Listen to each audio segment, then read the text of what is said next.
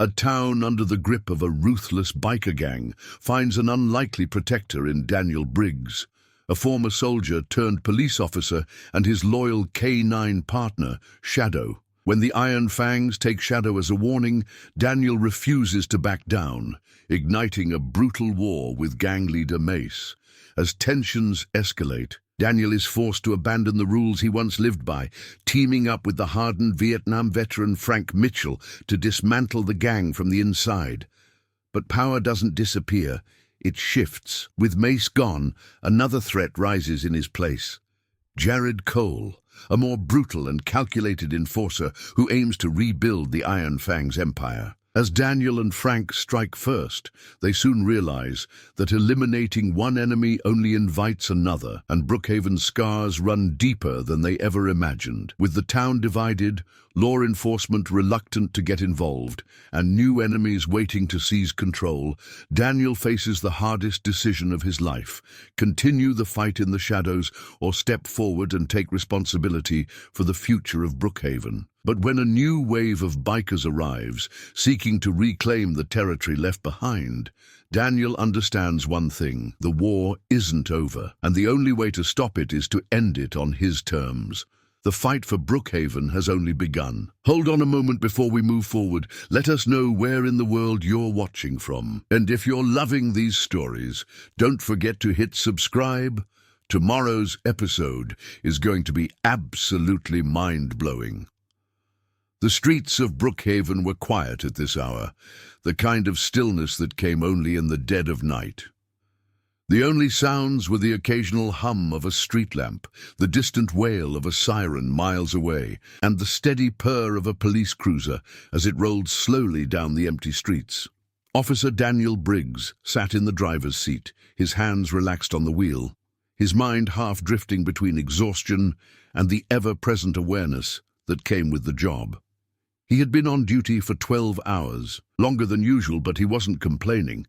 This was his life, the life he had chosen after the military, after the war, after too many ghosts had followed him home. In the passenger seat, Shadow sat tall and still, his large black frame illuminated by the dim glow of the dashboard lights. His deep brown eyes scanned the streets, his ears flicking at every distant noise, his body tense but still, always prepared, never fully at rest. He was like that even at home, always watching, always ready. Some things never leave a soldier, even when they no longer wear the uniform. Daniel reached over and ran a hand through the thick fur on Shadow's neck. The dog huffed in response, his tail flicking slightly, but otherwise remaining as alert as ever. "Almost home, partner," Daniel muttered, exhaling as he turned onto his street. "Almost time to relax." Shadow didn't relax. He never did until the job was truly done. The house came into view, a modest single-story home with a small yard, an old oak tree standing like a sentinel near the porch. It wasn't much, but it was his, a place where he could finally settle, where he and Shadow could exist outside the noise of their pasts. He pulled into the driveway, cutting the engine. Shadow's head snapped up. Daniel felt it before he saw anything, the shift in the air, the change in Shadow's body language. He was still, but his muscles were coiled, his breath heavier. "What is it, boy?" Daniel asked, his voice low. The dog didn't make a sound, but his ears were rigid, his nostrils flaring. Daniel followed his gaze toward the street. A motorcycle sat at the far end of the block, its engine silent, its rider obscured by the darkness. The streetlights weren't strong enough to catch the details, but Daniel could see the glow of a cigarette ember, the faint movement of a figure leaning back against the bike, watching. Daniel felt his gut tighten. He knew that kind of posture. It wasn't casual, wasn't some neighbor out for a late-night smoke. This was someone staking a claim, someone sending a message. He unbuckled his seatbelt slowly, keeping his eyes on the figure. Shadow's body tensed even more, a low vibration forming in his chest. "Easy," Daniel murmured, placing a calming hand on the dog's shoulder. The cigarette ember flickered, then dropped to the pavement. The rider crushed it under his boot, then swung a leg over the bike. The engine roared to life, a deep, guttural growl that cut through the quiet night like a warning. Shadow barked, one sharp, commanding sound, but the rider didn't flinch. He simply revved the engine once, twice, then peeled away, tires screeching against the asphalt before disappearing around the corner. Daniel exhaled slowly, fingers flexing against the steering wheel. He had been expecting this. It was only a matter of time. The Iron Fangs were watching. They had been a problem for a while now. Small incidents at first. A bar fight that turned bloody, a few businesses persuaded to pay for protection. Then it escalated. Assaults, arson. They were testing their limits, pushing to see how far they could go before someone pushed back. Daniel had pushed back. A month ago, he and Shadow had tracked one of their members during a burglary gone wrong. The chase had ended with Daniel tackling the suspect into the cold asphalt and Shadow's teeth locked onto the man's arm. The arrest had stuck. The gang hadn't forgotten. He sighed, rubbing his eyes. This wasn't going to go away on its own. Shadow let out another low growl, his head still turned toward the street, as if expecting the bike to return. Daniel patted his side, the cool weight of his service weapon a familiar presence. "Come on, boy, let's get inside." He stepped out of the cruiser, Shadow following close behind, his movements smooth and silent. They crossed the yard, Daniel's boots crunching softly against the gravel, Shadow padding beside him without a sound. Even now, even after everything, it was hard not to feel like they were still on patrol. Inside, Daniel locked the door behind them and set his gear down by the couch. Shadow did his usual sweep of the house, nose to the floor, checking every room before finally settling near the back door, where he would keep watch, as he always did. Daniel moved to the sink, filling a glass with water, then leaning against the counter. His hands were steady, but his mind wasn't. He had seen men like the Iron Fangs before. They didn't just disappear. They escalated. They found weaknesses, found ways to make people bend. They thought they could do the same to him. They were wrong. A knock at the door made him pause. Not loud, not rushed, just firm, deliberate. Shadow was on his feet instantly, standing between Daniel and the door, his ears rigid, his body a wall of muscle and instinct. Daniel set his glass down quietly and moved toward the door, his hand resting on the grip of his gun as he looked through the peephole. A man stood on the porch, tall, broad shoulders, a face lined with years of hard living, a leather vest over a black t-shirt, the emblem of a snarling wolf on his chest. Daniel's jaw tightened. Mace, the leader of the Iron Fangs. He'd seen the man's rap sheet, assault, extortion, weapons charges, nothing that had ever stuck for long. The kind of man who walked around knowing the law could only touch him so much. Daniel didn't open the door. Mace smirked, like he knew he was being watched. "Relax, Officer Briggs," he called through the door, his voice smooth as oil. "I'm just here to talk." Shadow let out a deep, warning growl. Mace glanced down at him, unimpressed. "That's a hell of a dog you got there. Good boy. Smart, too." He met Daniel's eyes through the peephole, his smirk widening. "Shame if something happened to him." Daniel's fingers curled tighter around the grip of his gun. Mace chuckled. "See you around, officer." He turned and walked back down the steps, disappearing into the night. Daniel exhaled slowly, every muscle in his body coiled tight. Shadow didn't move from the door, neither did Daniel. This wasn't over. This was just the beginning. The night had stretched into the early hours, and Daniel sat in his living room, the dull glow of the lamp casting long shadows on the walls. Shadow lay at his feet, his ears twitching even in sleep. The encounter with Mace had left a bitter taste in Daniel's mouth, but he had seen men like him before. Predators who thrived on intimidation, who tested the limits of the law just to see how far they could go before they got a reaction. They were the kind of men who didn't take no for an answer. And now, Mace had made his intentions clear. Daniel sighed, running a hand through his short, cropped hair. He had learned long ago not to let threats get under his skin. He had dealt with worse. But when Mace mentioned Shadow, Something inside him had twisted. The dog wasn't just his partner. He was his family. He reached down, his fingers brushing against the thick fur on Shadow's neck. The German shepherd stirred slightly, lifting his head, those sharp brown eyes locking onto Daniel's as if sensing his unease. "It's nothing," Daniel murmured, "just another scumbag who thinks he can scare me." Shadow huffed in response, resting his head on his paws again, but keeping one eye open.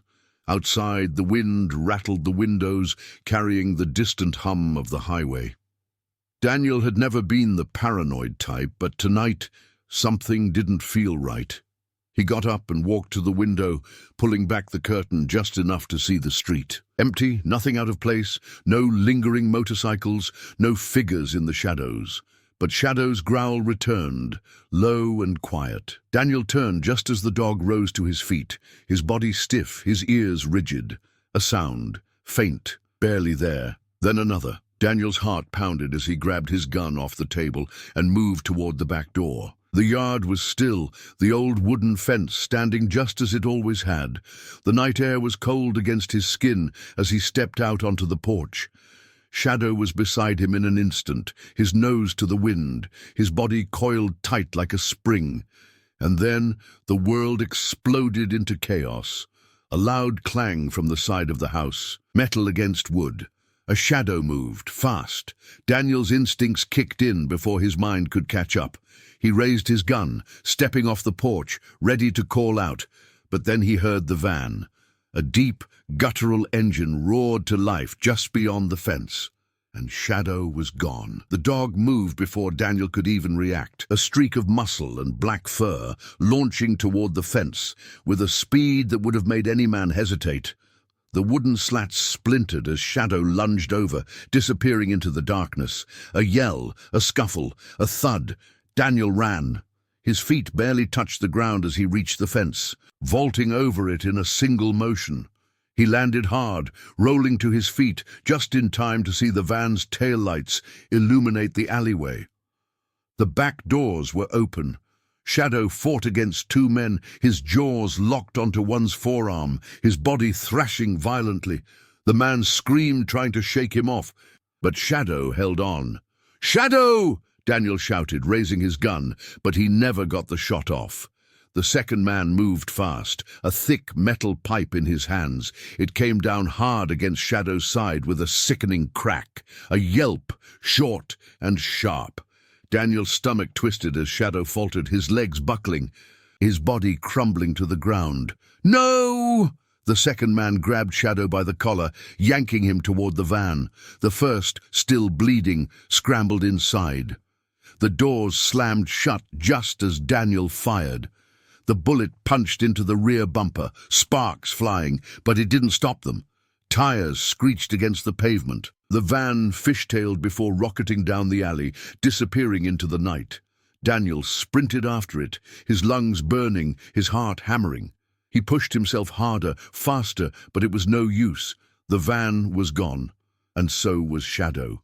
The silence that followed was deafening. Daniel stood in the middle of the alley, his breath coming in ragged gasps, his fists clenched so tight his knuckles ached.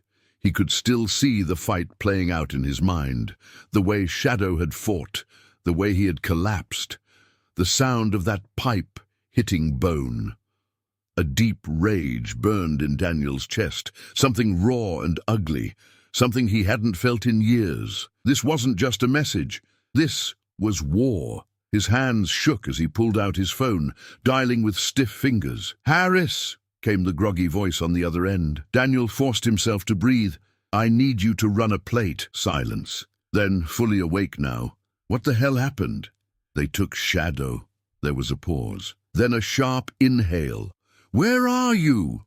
Daniel turned, scanning the empty alley, his jaw clenched so tight it hurt. "They won't get far," he said, his voice cold. "Not from me." The call ended, and Daniel took a slow step forward, his gun still in his hand, his pulse hammering in his ears. He didn't know where they had taken Shadow. Not yet, but he would find them, and when he did, God help them. The night wind rattled the branches of the trees on the edge of town, sending dried leaves skittering across the cracked pavement of an old industrial zone long forgotten by most of Brookhaven. The air was thick with the scent of rust, oil, and decay. Streetlights had long stopped working here, leaving only the faint glow of the moon to illuminate the decrepit warehouses that loomed like sleeping giants, their broken windows jagged as old wounds. Tommy Mitchell, a 7-year-old boy with an explorer's heart, stood at the edge of the woods behind his grandfather's house, his small hands clutching the straps of his backpack. His mother had told him 100 times not to wander out here, that the abandoned buildings were dangerous, that bad people sometimes lurked where no one else wanted to go. But Tommy wasn't afraid. Not of the dark, not of danger. And tonight, something had called him here. At first, it had been just a sound, distant, barely there. A whimper, a low, broken noise that had sent a strange shiver down his spine. He'd been playing with his flashlight in the backyard, pretending to be an astronaut exploring an alien world, when he had heard it again. A dog. Tommy had always loved dogs, but his mother wouldn't let him have one. She said it was too much responsibility, that Grandpa Frank wasn't as fast as he used to be, and that a pet needed more than just love. But this dog, this sound, it was different, it was hurt. He glanced back toward the house, the lights glowing warmly in the distance. If he went inside now, his mother would tuck him into bed, and tomorrow the sound might be gone. The dog might be gone. Or worse. Gritting his teeth, Tommy took a breath and stepped into the trees, his flashlight bobbing as he walked. The wind whispered through the branches, and the deeper he went, the more the world felt different, wilder, bigger. He picked his way over fallen logs, his sneakers sinking slightly into the damp earth, his heart pounding harder with every step. And then he heard it again, closer now. A sharp, pained whimper, followed by the faintest rattle of metal. Tommy's stomach twisted. He moved faster, weaving between the trees until the woods gave way to a clearing, where the skeletal remains of an old warehouse stood, its steel frame rusting beneath the moonlight. He had never been this far before, but the sound was coming from inside, swallowing his fear. He crept toward a hole in the side of the building where the metal had corroded away, leaving a gap just big enough for him to squeeze through. His flashlight flickered over the dusty floor, revealing long-forgotten tools, broken pallets, and puddles of stagnant water. The smell was worse in here, stale and heavy with something sour. And then he saw them. 4 men, big, leather jackets, shadows moving against the dim light of a single flickering bulb. They were gathered near the center of the warehouse, laughing in low, cruel voices, and chained to a post in front of them was the dog. Tommy's breath caught in his throat. It was a German shepherd, his dark fur matted with dirt and blood, his sides rising and falling in quick, pained breaths. He wasn't barking, wasn't even growling, just staring at the men with dark, defiant eyes. The biggest man, the one with tattoos crawling up his neck, knelt in front of the dog, tilting his head. "You're a tough son of a bitch, aren't you?" he murmured almost admiringly. "Most dogs would have broken by now." He reached out and grabbed the dog's snout, forcing it up. "But you ain't most dogs, are you?" The shepherd didn't move, didn't flinch. Tommy knew he should run, that these weren't the kind of men he wanted to meet in the dark. But he couldn't. His feet were frozen, his hands gripping his flashlight so tight his knuckles ached. He had to do something. "Boss says we got one more night with him," another man said, flipping a knife open and shut. "After that, we make an example." Tommy's stomach twisted. He didn't know what they meant by example, but he knew it wasn't good. The shepherd must have understood too, because, for the first time, he let out a low, guttural growl. The tattooed man just grinned. "That's more like it." Tommy's hands trembled. He needed to get out, needed to tell someone. But the dog, he couldn't just leave him. His fingers brushed against his pocket. His phone. Slowly, carefully he pulled it out, keeping the flashlight low to avoid drawing attention. He swallowed hard and tapped on the contact list. His grandpa's number was at the top. He hesitated, Then hit call. It rang once, twice. "Come on, Grandpa." A voice picked up, rough with sleep. "Tommy? What?" Tommy sucked in a breath and whispered as quietly as he could. "Grandpa, I need help. They took a dog." Silence. Then, in a voice Tommy had never heard before, steady and sharp as steel, "Where are you?" Tommy's fingers tightened on the phone. His heart was hammering so hard he was afraid they would hear it. "I'm at the old warehouse," he whispered. "There's men here. They hurt him." More silence, then a single command. "Stay low, stay quiet, and don't move." Then the line went dead. Tommy's hands were shaking now, his breath coming in fast, shallow gasps. He tried to tuck his phone back into his pocket, but in his hurry, his fingers slipped.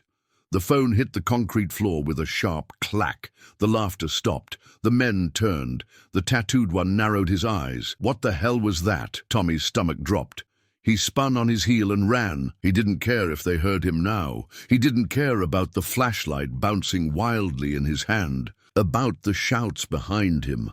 All he cared about was getting out, getting back to Grandpa, getting to someone who could help that dog. He slipped through the gap in the metal, his shirt snagging on the jagged edges, tearing as he tumbled onto the ground outside. Footsteps pounded behind him. "Get the little shit!" Tommy didn't look back. He ran. Branches whipped against his face as he crashed into the woods, his breath ragged, his legs burning. The flashlight slipped from his grip, vanishing into the underbrush. He didn't stop, didn't think, just ran, his mind screaming for home, for safety, for his grandfather. Then, headlights, blinding. A truck's engine roared as it skidded to a stop, gravel flying. The driver's door swung open, and in the harsh glow of the headlights, Tommy saw a figure step out. Not one of the men from the warehouse. No, this man was older, stronger, eyes hard as flint, locked onto the trees behind Tommy. Grandpa Frank, and in his hands, gripped with the familiarity of a man who had spent a lifetime holding it, was a rifle. Tommy stumbled forward, gasping. Frank didn't even look at him. He just raised the barrel, took aim, and said, "Come on, then." The trees were silent, then footsteps retreating, and the night swallowed them whole. Frank Mitchell stood in the cold night air, his rifle steady in his grip, his heartbeat slow and measured. He listened as the footsteps faded into the woods, swallowed by the darkness.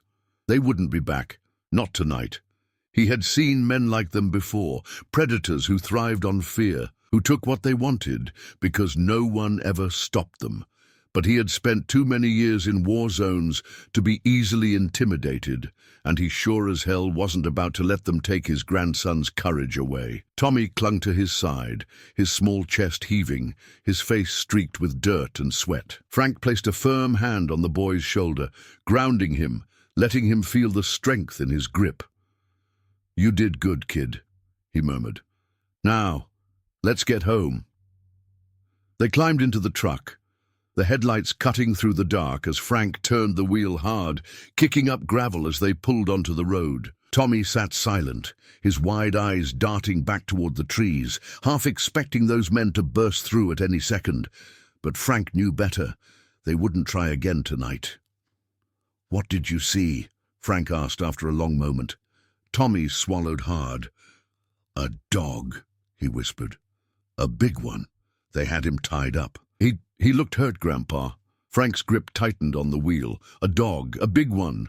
That narrowed things down real quick. And if those bastards had a military-trained shepherd in their hands, there was only one man in this town they had taken it from. Daniel Briggs." Frank hadn't spoken to Daniel in years, not since he had come back from overseas and taken the badge. He wasn't the kind of man who asked for help, and Frank respected that. But tonight, the younger man wouldn't have a choice. They reached the house, a modest old place tucked against the woods, the porch light buzzing weakly. Frank parked, shut off the engine and turned to Tommy. "Inside, lock the door." But no arguments. Tommy hesitated, then nodded, slipping out of the truck and rushing up the steps. Frank waited until he heard the deadbolt slide into place before he pulled out his phone.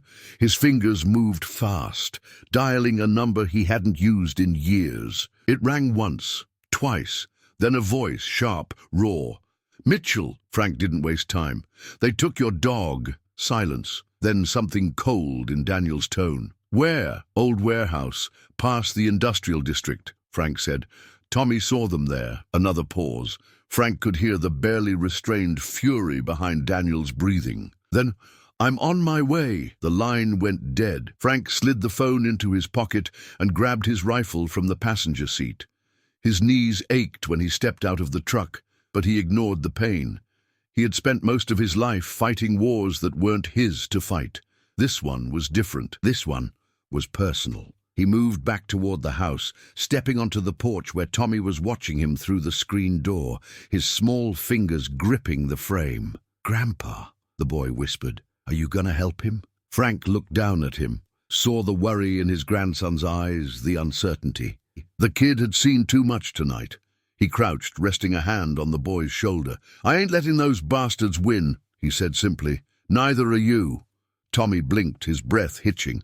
I was scared," Frank nodded. "Only fools ain't scared. But you ran when you had to. You got help. You did good." The boy chewed his lip. Then hesitantly, "What's going to happen to the dog?" Frank exhaled, standing. "We're going to get him back." Then, without another word, he grabbed his coat, stepped off the porch, and disappeared into the night. Daniel's truck skidded to a stop in Frank's driveway minutes later, dust swirling in the headlights. He was already out before the engine had fully died, his gun holstered at his side, his entire body thrumming with adrenaline. His face was tight, his jaw clenched so hard it looked like he might break his own teeth. Frank stepped down from the porch, watching as Daniel stormed toward him. "Where's Tommy?" the younger man demanded. "He's fine," Frank said. "Scared, but fine." Daniel exhaled through his nose, his fists flexing. "Tell me everything." Frank nodded toward the truck. "Get in." They drove in silence for the first few minutes, the only sound the steady roar of the engine. Daniel stared straight ahead, his knuckles white on the wheel. "I should have seen this coming," he muttered finally. "Mace showed up at my house earlier tonight. Threatened Shadow. I told him to go to hell," Frank grunted. "They don't like being told no." "No, they don't," Daniel said darkly. Frank watched him out of the corner of his eye. The kid had always been tough, but this was different. This wasn't just anger, this was something deeper, something dangerous. "You ever lost a partner before?" Frank asked. Daniel's throat worked, but he didn't answer. Frank nodded. "Then you know." Daniel swallowed hard. "I'm getting him back." Frank didn't doubt it. The industrial district loomed ahead, the rusted skeletons of forgotten buildings casting long shadows under the moon. Daniel slowed the truck, pulling off a block away, cutting the lights. "We do this smart," Frank murmured, checking his rifle. "No running in blind." Daniel nodded tightly, his body practically vibrating with restrained fury. They stepped out, moving low, keeping to the darkness. The old warehouse loomed in the distance, just as Tommy had described. A single light flickered from inside. Frank scanned the area. "There," he whispered, nodding toward a rusted-out truck parked near the entrance. Two figures stood beside it, smoking, their laughter carrying in the still night. Daniel's jaw flexed. "We go quiet." Frank smirked. "I don't do quiet as well as I used to." Daniel shot him a look. "Then let me." Frank nodded, stepping back. Daniel moved fast, his footsteps silent, his body low. The first man didn't even have time to react before Daniel had an arm around his throat, dragging him back into the shadows. A quick, practiced chokehold, and the guy was out. The second turned just as Daniel lunged, his fist connecting hard with the man's jaw. He staggered, reaching for a knife, but Frank stepped in, bringing the butt of his rifle down against the side of his head. He crumpled without a sound. Daniel exhaled, his fists still clenched. "Inside," he muttered. Frank nodded. They moved toward the entrance, the weight of what was about to happen settling between them. They had both fought wars in different lifetimes, had both left pieces of themselves in places no one else would ever understand. But tonight, they weren't soldiers. Tonight they were two men taking back what was theirs, and God help the bastards who got in their way. The night stretched long and quiet, the kind of silence that made men uneasy when they knew violence was waiting just beneath the surface. Frank Mitchell moved with a purpose, his old combat instincts flaring to life as he crouched behind a stack of rusted barrels near the warehouse entrance. Daniel was a few steps ahead, his body tight with fury, but he wasn't stupid. He was controlled, measured, the kind of man who didn't make reckless moves, even when everything inside him screamed to. Frank respected that. The two unconscious bikers lay slumped near the old truck, their bodies blending into the shadows. No alarms had been raised, no other men had come outside. That was good. It meant they still had the element of surprise. Frank scanned the building structure, the way the dim light inside flickered through the cracked windows. "Old factory," he murmured, more to himself than to Daniel. "Looks like the main floor opens up to a loading dock, probably offices upstairs." Daniel barely glanced at him, his eyes locked on the entrance. "We get in, we get shadow, and we get out, fast," Frank grunted, gripping his rifle. "Let's see how quiet we can keep this." Then Daniel moved first, slipping through the side entrance. The door creaked slightly as it opened, but inside, the laughter of the bikers covered the noise. The air was thick with cigarette smoke and the acrid scent of stale beer. Frank stepped in behind Daniel, his rifle raised. The warehouse smelled of rust and sweat, of men who had claimed it as their own, a den for wolves who thought they were untouchable. At the center of the room, tied to a metal post with thick chains, was Shadow.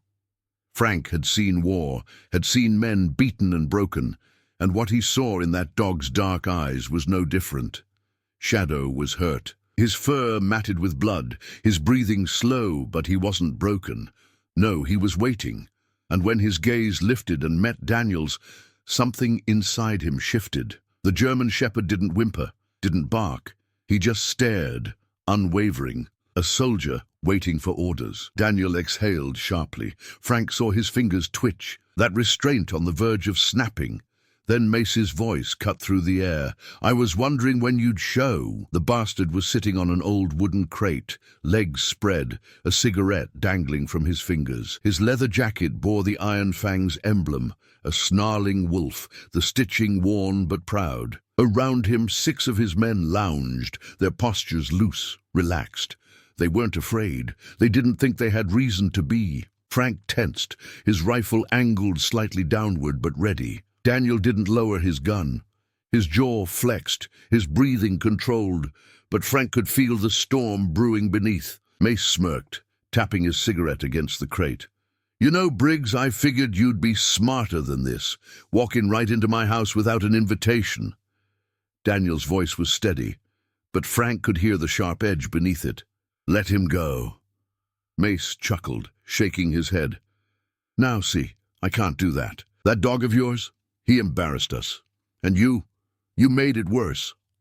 He took a drag of his cigarette, exhaling slowly. "So, now we gotta make an example." Frank's grip tightened. His instincts screamed at him to move, to take the shot before things went sideways. But he held. There were too many of them. Too many angles. One wrong move, and they'd be fighting their way out against a pack of wolves. Mace flicked his cigarette to the ground and stood, rolling his shoulders. "Tell you what," he said, grinning. "How about we settle this like men? You and me, Briggs. No guns, just fists. You win, you take your mutt. You lose?" His smirk widened. "Well, I guess you won't be around to care." Daniel didn't hesitate. "Fine." Frank's head snapped toward him. "Kid!" Daniel ignored him, stepping forward. Mace grinned, cracking his knuckles. "That's what I like to hear." One of the bikers stepped up, unhooking the chains around Shadow's neck. The dog slumped slightly but didn't move, his eyes still locked on Daniel. Mace shrugged off his leather jacket, revealing arms lined with tattoos. Prison ink, the kind that told stories in symbols only men like Frank could read, the kind that said he had earned his place through violence. The other bikers stepped back, forming a loose circle. Daniel rolled his shoulders, fists clenching. Frank could see the tension in his muscles, the way his body coiled tight. He wasn't a rookie. He had been in real fights, had taken real hits, but Mace was bigger, heavier, built for brawls that ended in men spitting blood onto concrete. The first punch came fast. Mace moved like a predator, throwing his weight behind a right hook aimed straight for Daniel's jaw. But Daniel ducked, shifting to the side, his own fist snapping forward in a sharp jab to the ribs. Mace grunted, staggering back slightly, but he grinned. "All right," he muttered. "Right, you got some fight in you." Then he swung again. Daniel took the hit this time, a solid shot to the side, but he didn't go down. He used the momentum, turning with it, slamming his elbow into Mace's jaw. The biker cursed, spitting blood onto the floor. Frank watched, tense, his rifle still ready. The other bikers were watching too, waiting, eager for violence. Mace wiped his mouth, his grin faltering. Then, without warning, he lunged. Daniel was fast, but Mace was faster this time. His fist connected hard with Daniel's ribs, followed by a brutal uppercut that sent the cop stumbling back. Frank stepped forward, his fingers flexing on the trigger. Not yet. Daniel steadied himself, exhaling sharply. Then he moved. He ducked under the next swing, his fist slamming into Mace's gut. 1, 2, 3 hits in quick succession. The biker gasped, his body folding slightly, and Daniel capitalized. His knee shot up, cracking against Mace's face. The big man dropped to one knee, blood dripping from his nose. The warehouse was silent. Mace blinked, dazed. Then he laughed, a low, breathless sound. "Well, shit." Daniel stepped back, his chest rising and falling heavily. "We're done here." Mace grinned through bloody teeth. "Yeah," he muttered. "I guess we are." Frank didn't wait. He moved fast, grabbing Shadow's leash, helping the battered dog to his feet. Shadow leaned against him but stayed standing. The other bikers didn't move. They just watched, some smirking, some silent. Daniel grabbed his gun from the floor, tucking it into his holster. "If I see you near my house again," he said, voice low, "I won't be this generous." Mace wiped his mouth. Noted. Frank didn't trust it, but they were outnumbered, and they had what they came for. They turned, walked away. And not a single Iron Fang stopped them, but Frank knew better. This wasn't over. This was just the beginning. The ride back to Daniel's house was tense, filled with the low rumble of the truck's engine and the steady, ragged breathing of Shadow in the back seat. The dog was hurt, but he was still holding himself upright, refusing to show weakness. Frank kept glancing at him through the rearview mirror, noting the way his muscles trembled with exhaustion. The kid had fought hard, harder than most men would have, and he hadn't broken. That kind of spirit was rare. It was the kind that got men killed in war zones, and the kind that made legends when they survived. Daniel sat in the passenger seat, his knuckles bloodied and his ribs already darkening with bruises. He hadn't spoken since they left the warehouse. Frank didn't push. He knew the look of a man who wasn't done being angry. The fight had been over the moment Mace hit the ground, but something in Daniel's eyes said he wasn't satisfied, and Frank understood why. This wasn't just about Shadow. It wasn't just about a stolen dog or a bruised ego. It was about the way those bikers had looked at him, the way they had acted like they could take anything and get away with it. They had let them walk out tonight, but that had been a decision, not a surrender. And men like Mace never took a loss lightly. Frank pulled into the driveway, killing the engine. "Get him inside," he said gruffly. "I'll grab the first aid kit." Daniel nodded, slipping out and moving to the back. Shadow's ears perked slightly, and despite his injuries, he made an effort to step down from the truck on his own. Daniel stayed close, keeping a hand near his side, but letting him move at his own pace. Even now, the dog wanted to prove he was still strong. Frank grabbed the kit from under the seat and followed them inside, shutting the door behind him. The house was dark, quiet, too quiet. He locked the door out of habit, though he knew a lock wouldn't stop what was coming. He had been around long enough to know when a fight wasn't over. Shadow eased himself onto the floor near the couch, his breathing slow and steady.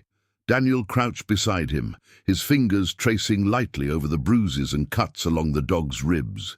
His jaw clenched. "They beat him," he murmured. Frank set the kit on the table, watching the younger man. "Yeah," he said simply. "But they didn't break him." Daniel exhaled sharply, rubbing a hand over his face. "Not yet." Frank opened the kit, pulling out antiseptic and bandages. "They will be back," he said after a moment, his voice even. "You know that, right?" Daniel didn't look up. "I'm counting on it." Frank studied him, seeing past the anger to the thing underneath. This wasn't just about revenge. This was a man who had spent too long holding back, who had spent years playing by the rules while men like Mace laughed in the face of them. He had tried to be the better man, and now he was realizing that wasn't enough. Frank knelt beside Shadow, carefully cleaning one of the deeper cuts along his side.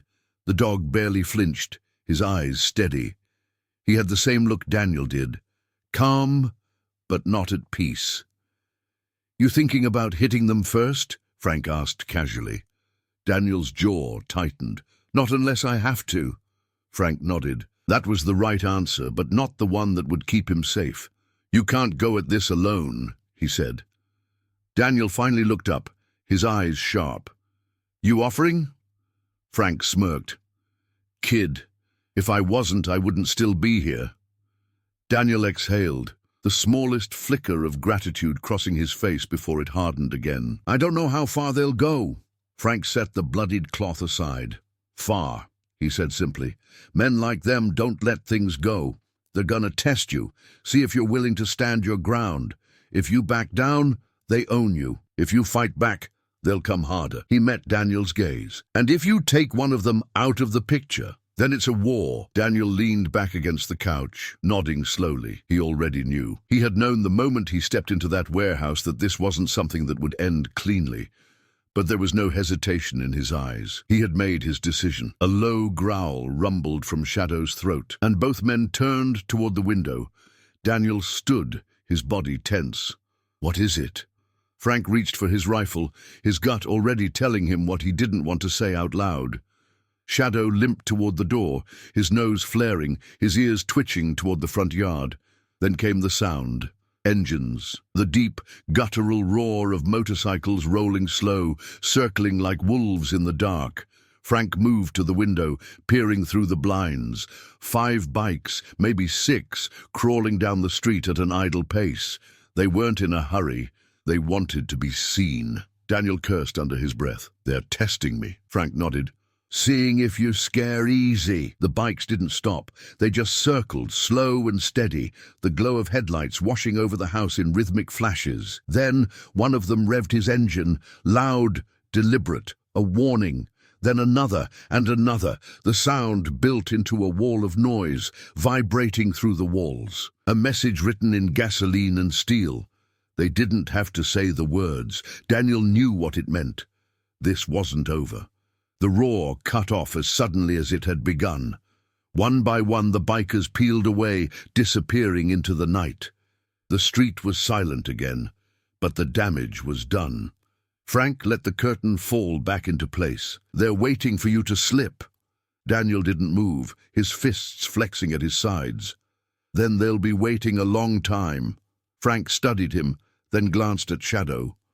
The dog was still staring at the door, still growling low and deep, his body stiff despite his injuries.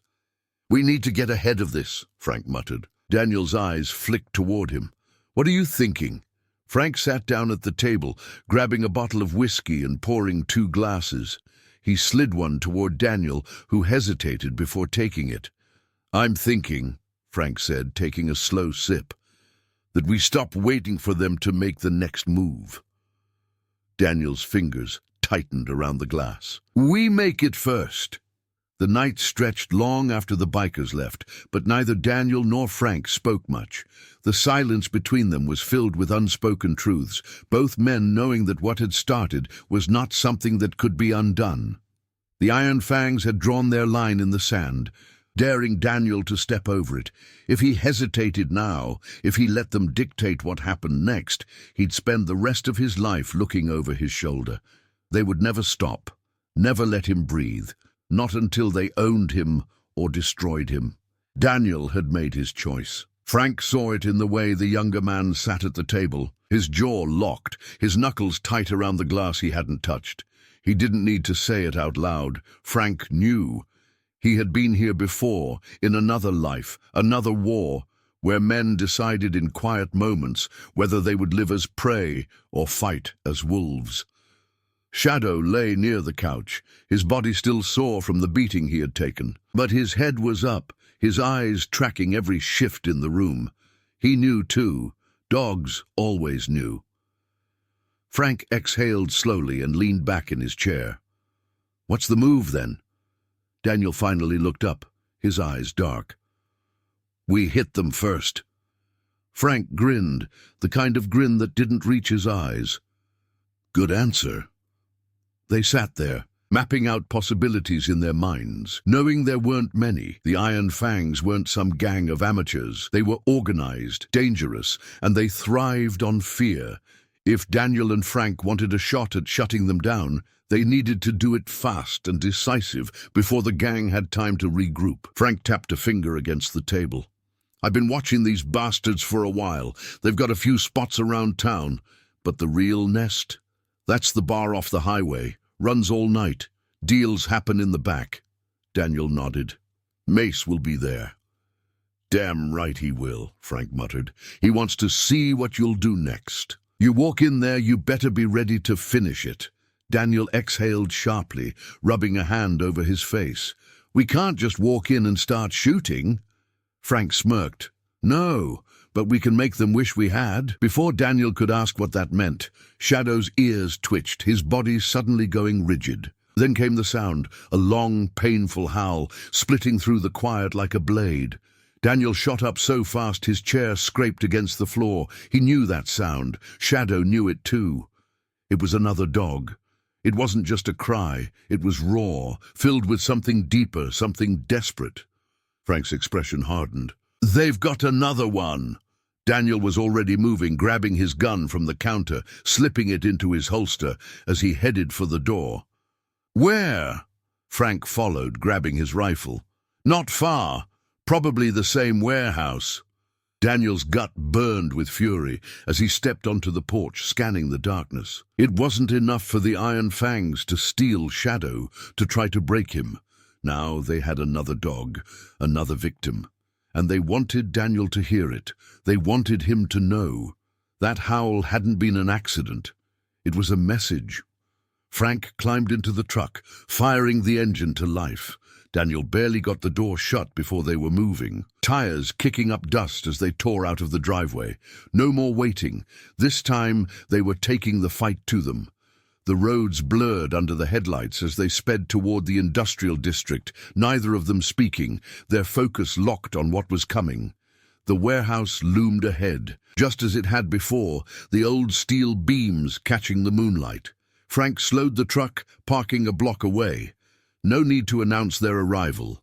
They stepped out, moving quickly along the shadows, keeping low. The howl came again, closer this time. Frank led the way around the back of the building, stopping at a rusted-out section of fencing. He crouched, scanning the area. "Looks clear," Daniel nodded. They moved in, slipping through the fence, their boots barely making a sound against the cracked pavement. Then they heard voices, laughter, low, cruel, the kind that made Daniel's blood boil. They crept forward, pressing against the warehouse wall, peering through a broken window. Inside, 4 bikers stood around a cage, the kind used for shipping freight. And inside that cage, a dog lay curled up, ribs showing through its fur, its body trembling. A mutt, smaller than Shadow, but built of the same stock. A fighter, one of the bikers, a wiry guy with a missing tooth, nudged the cage with his boot. "Ain't got the same fight in him as the last one." Another man chuckled. "Not yet." Daniel felt his breath come sharp, controlled, his fingers itching to wrap around his gun. Frank leaned in close, whispering, "We take 'em now, it's loud." Daniel didn't care, but he forced himself to nod. Frank motioned for him to move left while he took right. They slipped along the walls, inching toward the entrance. Inside, the wiry biker pulled a bottle from his pocket, shaking it. The dog inside the cage flinched. The biker grinned. "Time to see how you like fire." Daniel stepped through the doorway. "Drop it." The words cut through the air like a bullet. The bikers froze. Daniel's gun was up, aimed at the man with the bottle. His finger hovered over the trigger. Frank stepped in behind him, rifle leveled. "You boys are real pieces of shit." The wiry man hesitated, his eyes darting between them. "Hey, hey," he started, hands raising slightly. "No need to." Daniel didn't wait. He moved fast, his fist cracking against the man's jaw. The biker hit the floor, the bottle shattering beside him. The other three moved, reaching for weapons, but Frank was faster. The rifle barked, the bullet hitting just inches from their feet. "Try it," Frank warned. They didn't. Daniel grabbed the keys from the wiry man's pocket, his hands steady as he unlocked the cage. The dog didn't move at first, too scared, too weak. Daniel knelt. "It's okay, buddy." Slowly, cautiously, the dog stepped out. Then, without hesitation, he pressed his head against Daniel's chest. Daniel exhaled, his throat tightening. Frank nudged him. "We need to move." Daniel stood, his grip firm on the dog's collar. "You tell Mace," he said, his voice low, deadly, "that this ends tonight." The bikers didn't respond. They didn't need to. Daniel and Frank slipped into the night, the dog following close behind. The Iron Fangs had made a mistake. They had pushed too far, and now they were about to learn what it meant to go to war. The air was thick with the weight of what was coming. The drive back was quiet, not the kind of quiet that came from exhaustion, but the kind that settled deep in a man's bones when he knew there was no turning back. Frank had seen it before, in men about to walk into battle, in soldiers who had decided they weren't coming home unless the fight was finished. Daniel had that same look now, the dog curled up in the back seat, still trembling but no longer caged, no longer waiting for the next hit, the next cruelty. He didn't have a name. He had probably never had one, but he had been saved tonight. That was enough. Frank parked outside Daniel's house and shut off the engine, glancing toward the street before stepping out. It was quiet, too quiet. No sign of the bikers, but that didn't mean they weren't watching. Frank knew how these men operated. They had given Daniel a warning with shadow, tested him by taking another dog. Now, Daniel had responded. He had crossed the line they had drawn, and that meant one thing: they would be coming. Daniel led the dog inside, his movements slow, controlled, the energy in his body coiled so tightly that Frank was almost surprised the younger man hadn't snapped already. Shadow lifted his head from his spot by the couch, sniffed the air, and let out a low, approving huff before resting again. The two dogs exchanged a glance, something unspoken passing between them. They understood each other. Survivors always did. Frank shut the door behind them and locked it. "You know what this means, right?" Daniel didn't turn as he pulled a bottle of whiskey from the counter and poured himself a glass. "Yeah." Frank watched him take a slow sip, his knuckles still bruised from the fight. "They're gonna come hard." Daniel exhaled through his nose. "Let them." Frank smirked, shaking his head. "You sound like me 40 years ago. Didn't end well for a lot of people." Daniel's grip tightened on the glass. "I'm not letting them control my life. I'm not running." Frank leaned against the counter, crossing his arms. "Then we need to hit them before they hit you." Daniel looked up at him then, something flickering behind his eyes. "You got a plan?" Frank chuckled. "Kid, I always got a plan." He reached into his jacket and pulled out a folded map, spreading it over the kitchen table. "They got their main clubhouse here, just off the highway. That's where Mace and his boys run things. But they got another place, an auto shop. They use it for laundering, for storage, for whatever the hell else they don't want people sniffing around." He tapped a calloused finger on the paper. "That's our target." Daniel studied the map. "You think they'll be there tonight?" Frank nodded. "If I were Mace, I'd have my guys regroup, get my next move lined up. He doesn't think you'll strike first." A slow grin spread across his face. "So we do." Daniel exhaled, rolling his shoulders. "What's the play?" Frank's grin widened. "We go in quiet. We take out their security, send a message, make sure they know this isn't just some cop looking to uphold the law. This is personal. Daniel nodded, the fire in his chest burning hotter. Then let's move. Frank grunted in approval, grabbing his rifle. Hope you remember how to stay quiet. Kid, Daniel smirked, holstering his gun. I learned from the best. They moved under the cover of darkness, two shadows slipping through the back alleys and side streets of Brookhaven. The auto shop wasn't far, tucked away in the industrial district where no one would hear gunshots, where the Iron Fangs could operate without worrying about curious eyes. Frank and Daniel kept low, cutting across an overgrown lot before stopping near a row of abandoned trailers. The auto shop sat just ahead, its garage doors shut, the dim glow of a light visible through the office window. A single motorcycle was parked outside, and a black SUV sat further down in the lot. Frank scanned the perimeter, two guards, one smoking near the side door, the other pacing near the back. Daniel crouched beside him. We take them out quiet. Frank grinned. I was hoping you'd say that. Daniel moved first, slipping through the darkness like a predator, his footsteps silent. He crept up behind the first man, his breath steady, his heart slow. The biker flicked his cigarette away, exhaling into the night. He never heard Daniel move. A quick, brutal strike to the throat. The man choked, his hands flying up in shock. Daniel caught him before he could make a sound, twisting his head sharply. A sickening snap, and the body went limp. Frank watched from the shadows, nodding in approval. Not bad. Daniel shot him a look before moving toward the back. The second guard was still pacing, muttering something into his phone. Daniel waited, his body coiled, his breath even. The moment the biker turned his back, Daniel lunged, wrapping an arm around his throat and yanking him backward. The man struggled, but Daniel tightened his grip, dragging him into the shadows. 30 seconds later, the body slumped to the ground. Frank clapped him on the back. Now you're thinking like a soldier. Daniel ignored him, his focus locked on the building. Let's go. They slipped inside through the side door, moving like ghosts.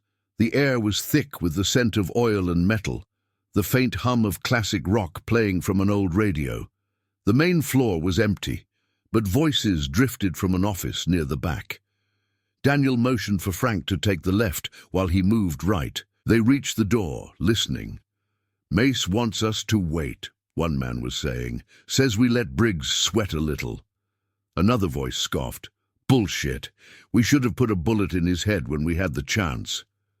Frank grinned. Let's introduce ourselves. Daniel kicked the door open. The two men inside barely had time to react before Daniel was on them. The first man reached for his gun, but Frank put a bullet through his shoulder before he could pull the trigger. The second lunged, swinging a crowbar, but Daniel caught his wrist, twisting it hard until bones cracked. The biker screamed, dropping to his knees. Frank shut the door behind them, stepping over the bleeding man. Well, boys, looks like your night just took a turn. Daniel knelt in front of the man, clutching his wrist. Tell Mace this doesn't end until he's out of my town. The biker spat blood onto the floor. Go to hell. Daniel grabbed him by the collar, dragging him close. You first. Frank chuckled, patting Daniel on the shoulder. That's the spirit. They left the men broken but breathing. The message was clear. This wasn't a fight anymore. This was war. Daniel didn't sleep that night.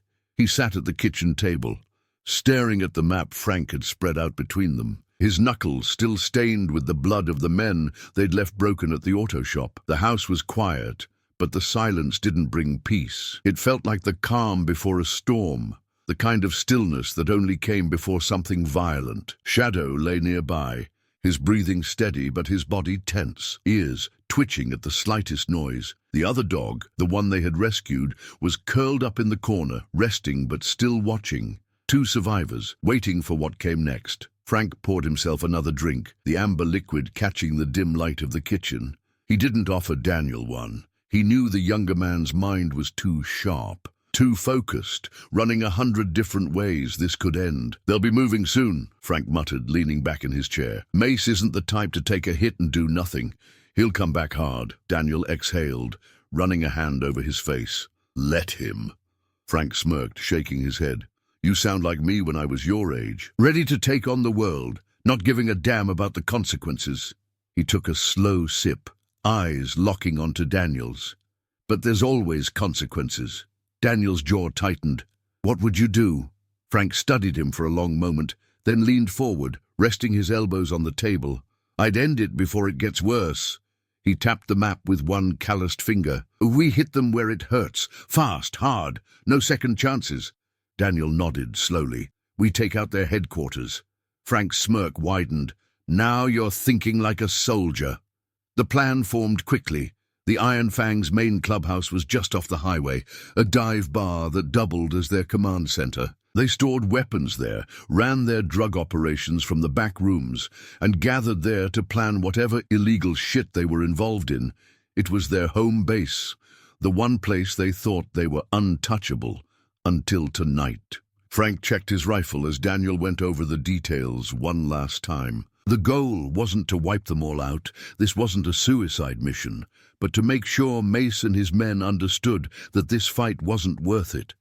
Daniel didn't want to drag this out. He wanted it done. Frank glanced at him as they geared up. "You sure you're ready for this?" Daniel holstered his gun and met Frank's gaze. "I don't have a choice." They loaded up in Frank's truck, moving in silence as they drove toward the outskirts of town. The roads were empty, the sky a deep, endless black. It felt like the whole world was holding its breath. Daniel tightened his grip on his gun. He wasn't going to let Mace come for him again. He was going to finish this. The clubhouse was exactly as Frank had described it, an old run-down bar with a neon sign flickering weakly above the entrance. A half-dozen bikes were parked outside, their chrome catching the moonlight. Two men stood at the door, smoking and laughing, completely unaware of what was coming. Daniel and Frank parked a block away, cutting the engine. They moved on foot, keeping low, their footsteps silent on the cracked pavement. Frank's voice was barely above a whisper. "We go in quiet, take out the lookouts, then move inside. Quick and clean." Daniel nodded, his grip tightening on his gun. They crept forward, staying in the shadows. Frank took the man on the left, Daniel took the one on the right. A sharp chokehold, a muffled gasp, and then silence. The bodies slumped to the ground. Frank wiped his hands on his jeans. "Still got it." Daniel barely acknowledged him. His focus was on the door, on what was waiting inside. Frank nudged him. No hesitation. Daniel exhaled sharply. "I know." They moved inside. The bar was dimly lit, the air thick with the scent of alcohol, sweat, and cigarette smoke. A few men sat at the counter, bottles in their hands, talking low. Others were gathered at the pool table, laughing over some inside joke. And at the center of it all was Mace. He sat in the corner booth, legs spread, a cigarette dangling from his lips. His knuckles were still bruised from the fight with Daniel. His expression was calm, too calm, as if he had been waiting for this. Frank muttered under his breath. "Shit!" The doors slammed shut behind them. Daniel didn't flinch. He had already expected the trap. Mace exhaled a cloud of smoke, flicking his cigarette into an ashtray. "Took you long enough." Frank kept his rifle steady, eyes scanning the room. There were more of them than they had planned for, maybe 10, maybe more. Daniel's voice was ice. "Let's end this." Mace grinned.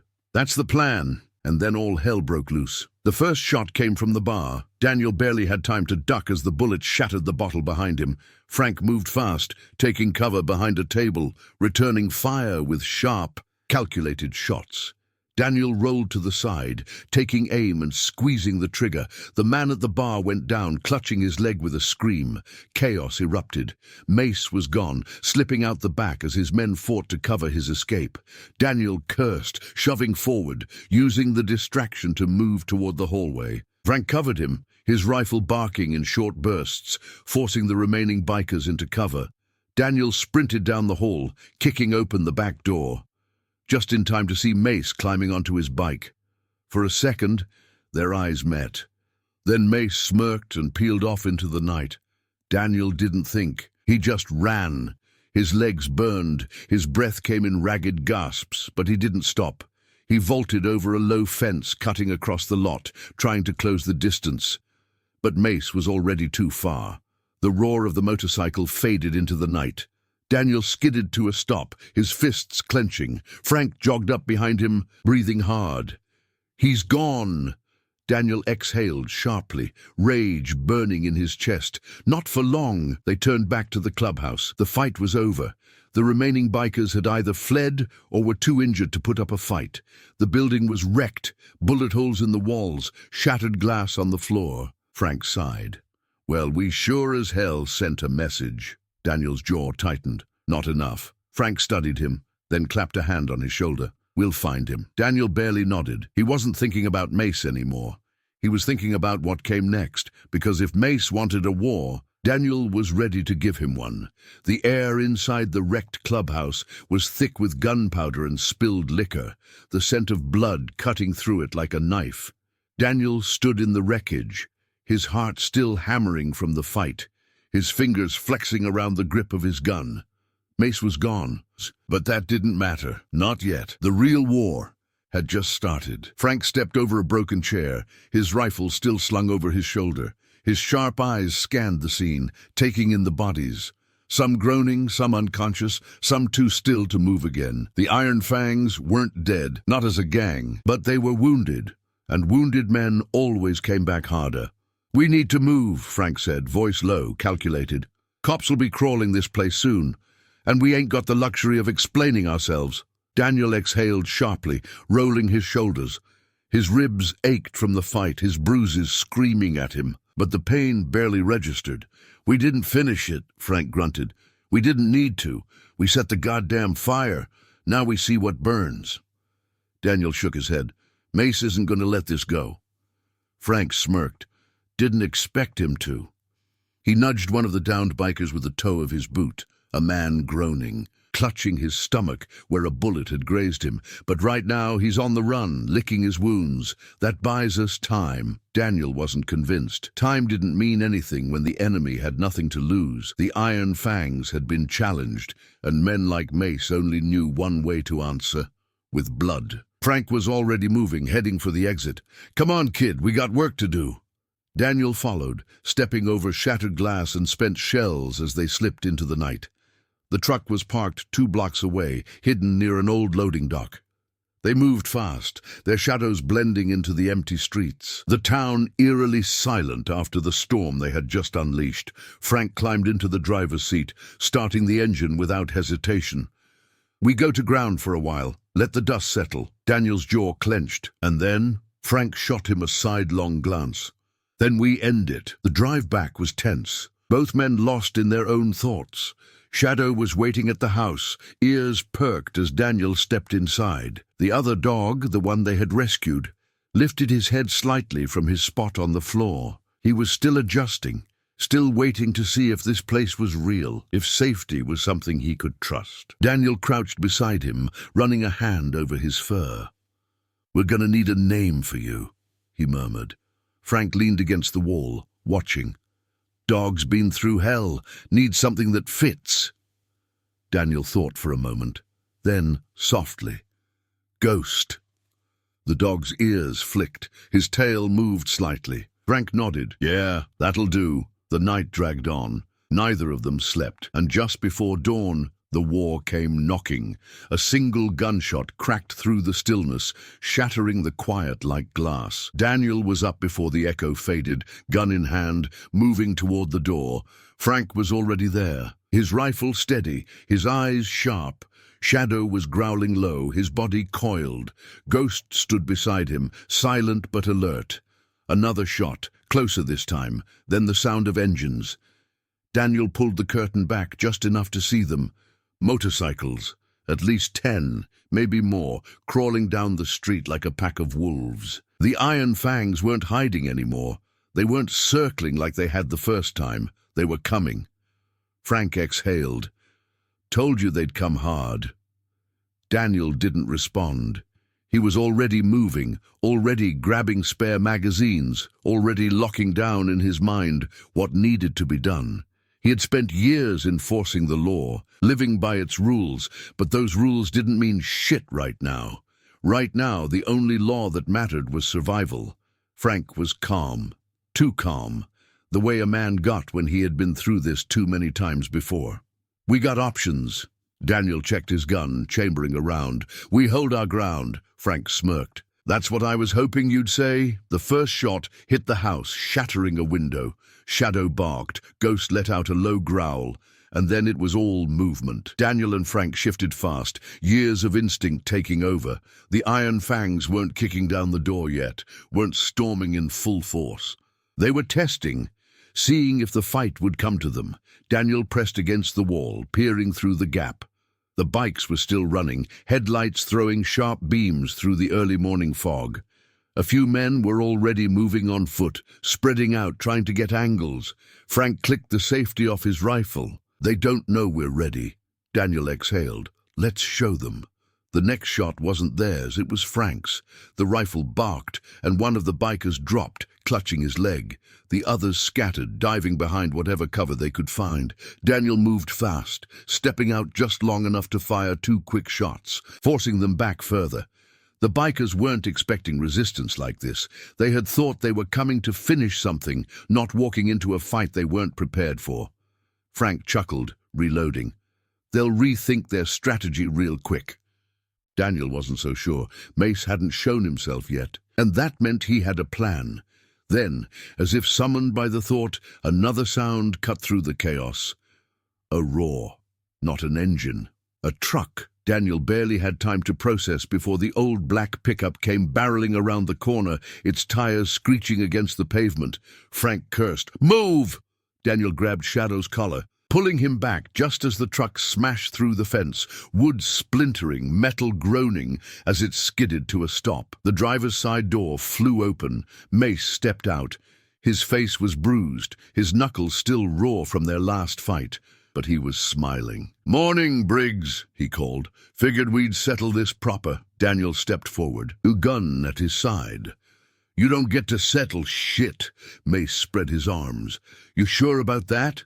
The truck's doors opened. More bikers climbed out, more than Daniel had expected, more than he had prepared for. And suddenly, it wasn't just a fight anymore. It was a goddamn war, Frank muttered under his breath. "This might get messy." Daniel didn't look away from Mace. "It already is." The bikers moved in. The dogs growled. And then the real fight began. The moment stretched, tension crackling in the early morning air like a live wire. The Iron Fangs stood spread out across the yard, their weapons low but ready. Mace leaned casually against the truck he had just rammed through Daniel's fence, his smirk wide, lazy, as if he had already won. Frank kept his rifle steady at his side, his sharp eyes scanning the gang's formation. He counted at least a dozen, maybe more, some armed, some looking like they'd rather be anywhere else. That was good. Weak links snapped first. Daniel took a slow step forward, Shadow and Ghost at his sides. The dogs were silent, their bodies tense, waiting for the signal. Daniel's gun was firm in his grip, but he didn't raise it. Not yet. Mace exhaled smoke from the cigarette hanging off his lips and tilted his head. "You look tired, Briggs." Daniel didn't respond. He just stared, his body still, his heartbeat steady. Mace spread his arms wide, taking in the damage around them. "This wasn't how I saw things going. You were supposed to roll over, take your hit like a good little cop. But instead, you dragged an old man into this and tore up my place." He clicked his tongue. "That was a mistake." Frank chuckled low. "Ain't the first one you've made, boy." The amusement flickered in Mace's expression for half a second before his jaw clenched. He didn't like being challenged by someone who had seen more fights than he ever would.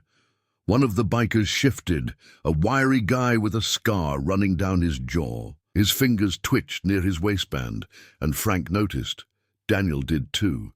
"Tell your guy not to be stupid," Daniel said, voice even.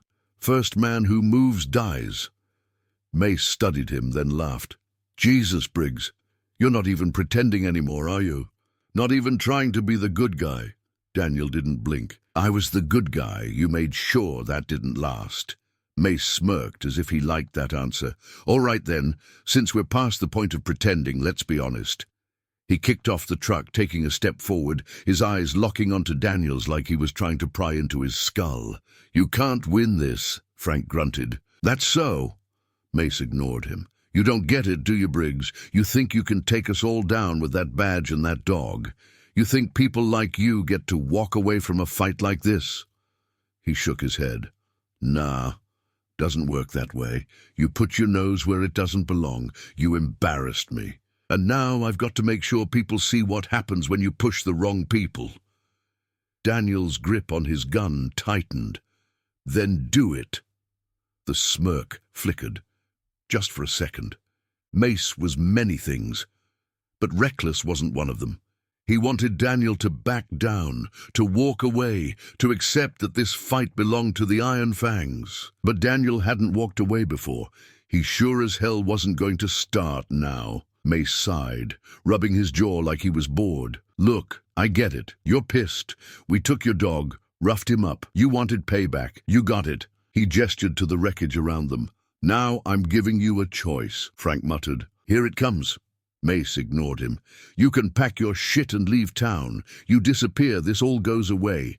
You stay, and I promise you, it only gets worse." Daniel's eyes flicked over the gang, then back to Mace. "That's your deal?" Mace shrugged. "It's more than you deserve." Daniel nodded slowly. Then, before anyone could react, he raised his gun and fired. The bullet hit the ground at Mace's feet, kicking up dirt. The bikers jolted, hands flying to their weapons. But no one fired. Daniel's voice was calm. "You don't get to make threats in my house." Silence. Frank smirked, his grip tightening on his rifle. "Oh, I like him." Mace's lips curled, his fingers flexing at his sides. But he didn't move. Daniel tilted his head. "That was your warning shot." For the first time since arriving, Mace looked genuinely unsure. He had expected resistance, sure, but he had expected hesitation too, fear. Cops had rules. Cops played it safe. Daniel wasn't playing anything. Mace studied him, then, slowly, he smirked again. It wasn't real this time. "All right, Briggs, I see how it is." He exhaled, flicking his cigarette onto the ground. "Have it your way." He whistled once, a sharp, high-pitched sound. The bikers backed off, stepping away, moving toward their bikes and the truck.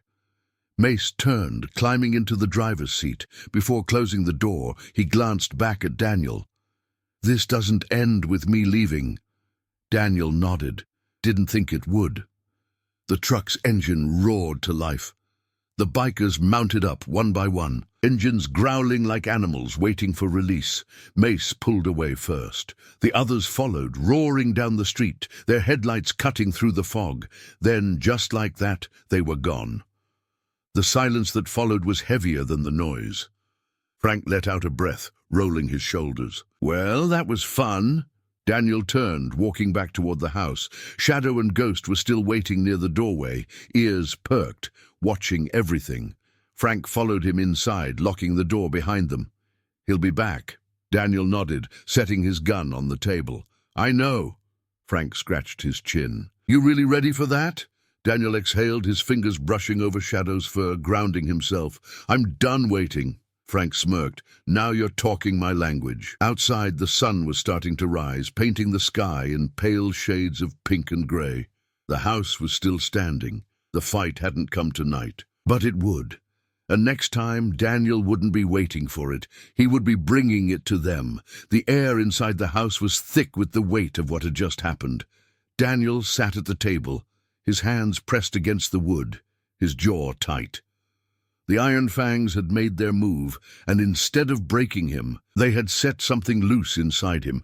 The fear, the hesitation, the rules that had once held him back, they were gone now, burned away by the simple truth that there was no law here, no authority that would come to his rescue. This wasn't about justice anymore. This was war.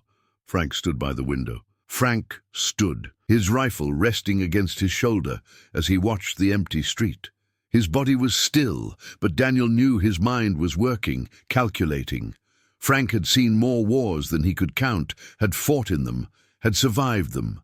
But even he knew that this wasn't the kind of fight that ended with a handshake and a lesson learned. The Iron Fangs had been wounded, and men like Mace didn't take humiliation lightly. "You know what's coming next, don't you?" Frank finally said. Daniel exhaled slowly, running a hand over his face. Yeah. Frank turned, his expression unreadable. Then what's the play? Daniel looked up, meeting the older man's gaze. We don't wait for them. Frank smirked, nodding approvingly. Now you're thinking straight. Daniel pushed back from the table and stood. His body ached from the fight, from the tension coiled in his muscles, but he didn't care. He moved to the closet, pulling it open. Inside, his old duffel bag sat buried beneath years of uniforms, gear, and reminders of a past life. He dragged it out and unzipped it, revealing a collection of weapons, body armor, and equipment that had been stored away for a moment just like this. Frank let out a low whistle. Didn't take you for a man who kept souvenirs. Daniel pulled out a tactical vest and strapped it on. Didn't think I'd need them again.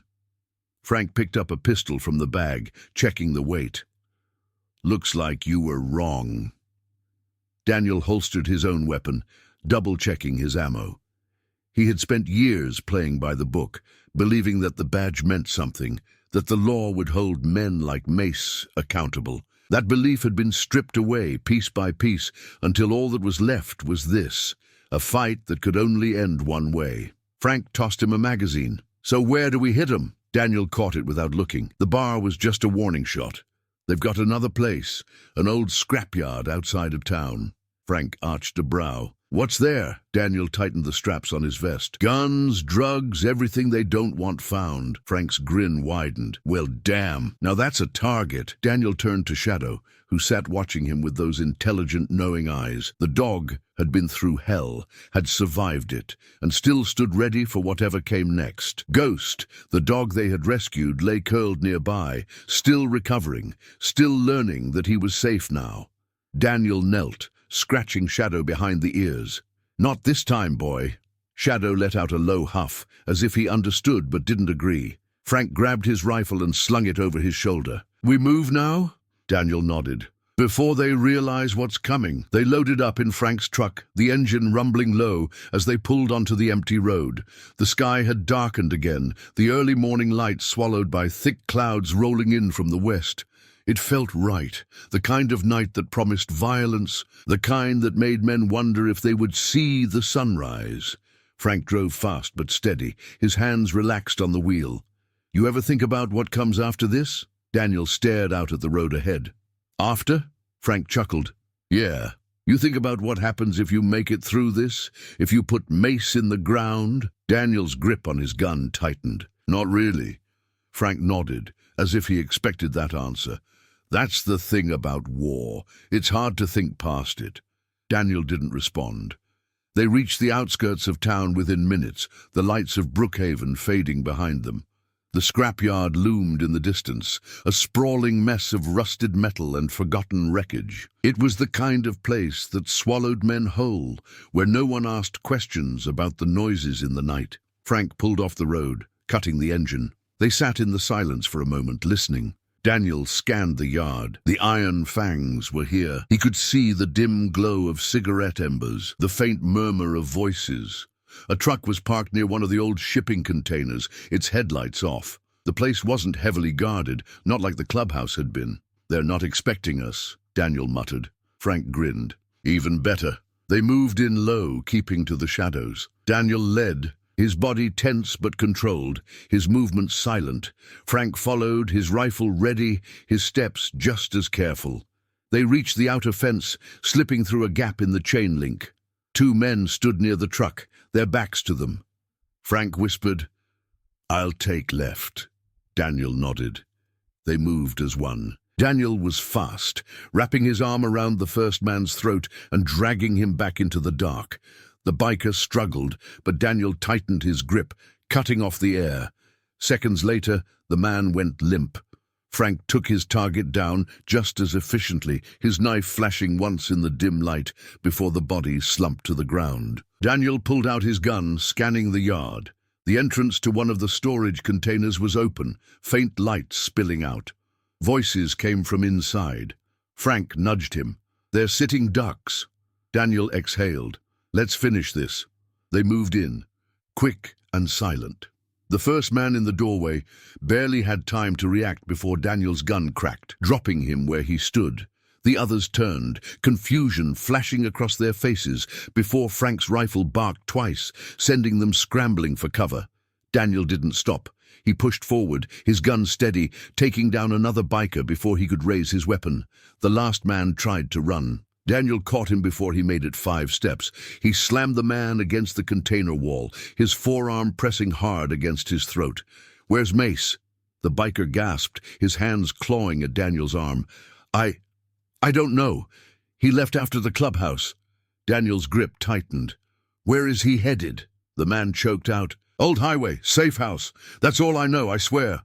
Daniel held him there for a moment longer, then let go. The biker collapsed, coughing, his face pale with fear. Frank stepped over the bodies. "Well, that was easy." Daniel turned, his eyes cold.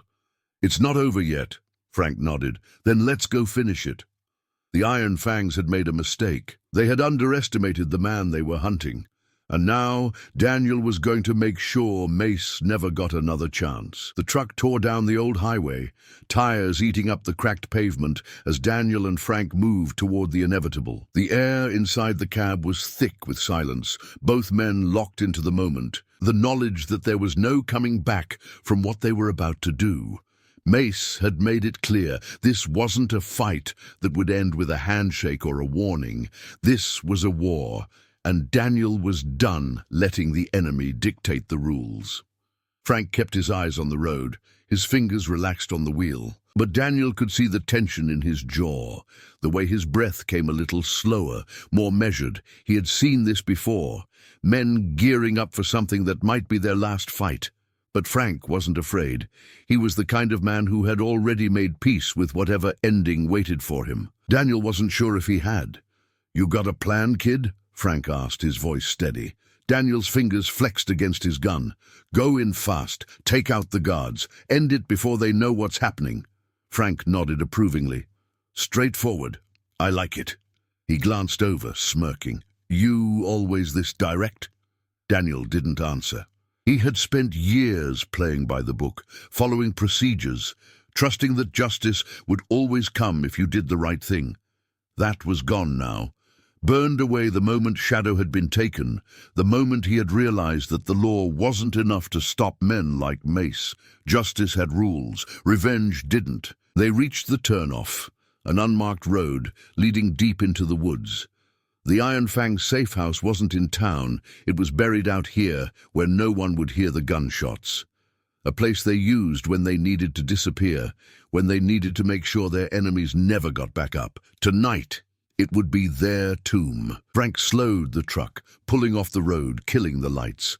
They sat for a moment, watching the distant glow of headlights filtering through the trees, the faint outline of a cabin just visible in the darkness. 3 vehicles, Frank murmured, counting.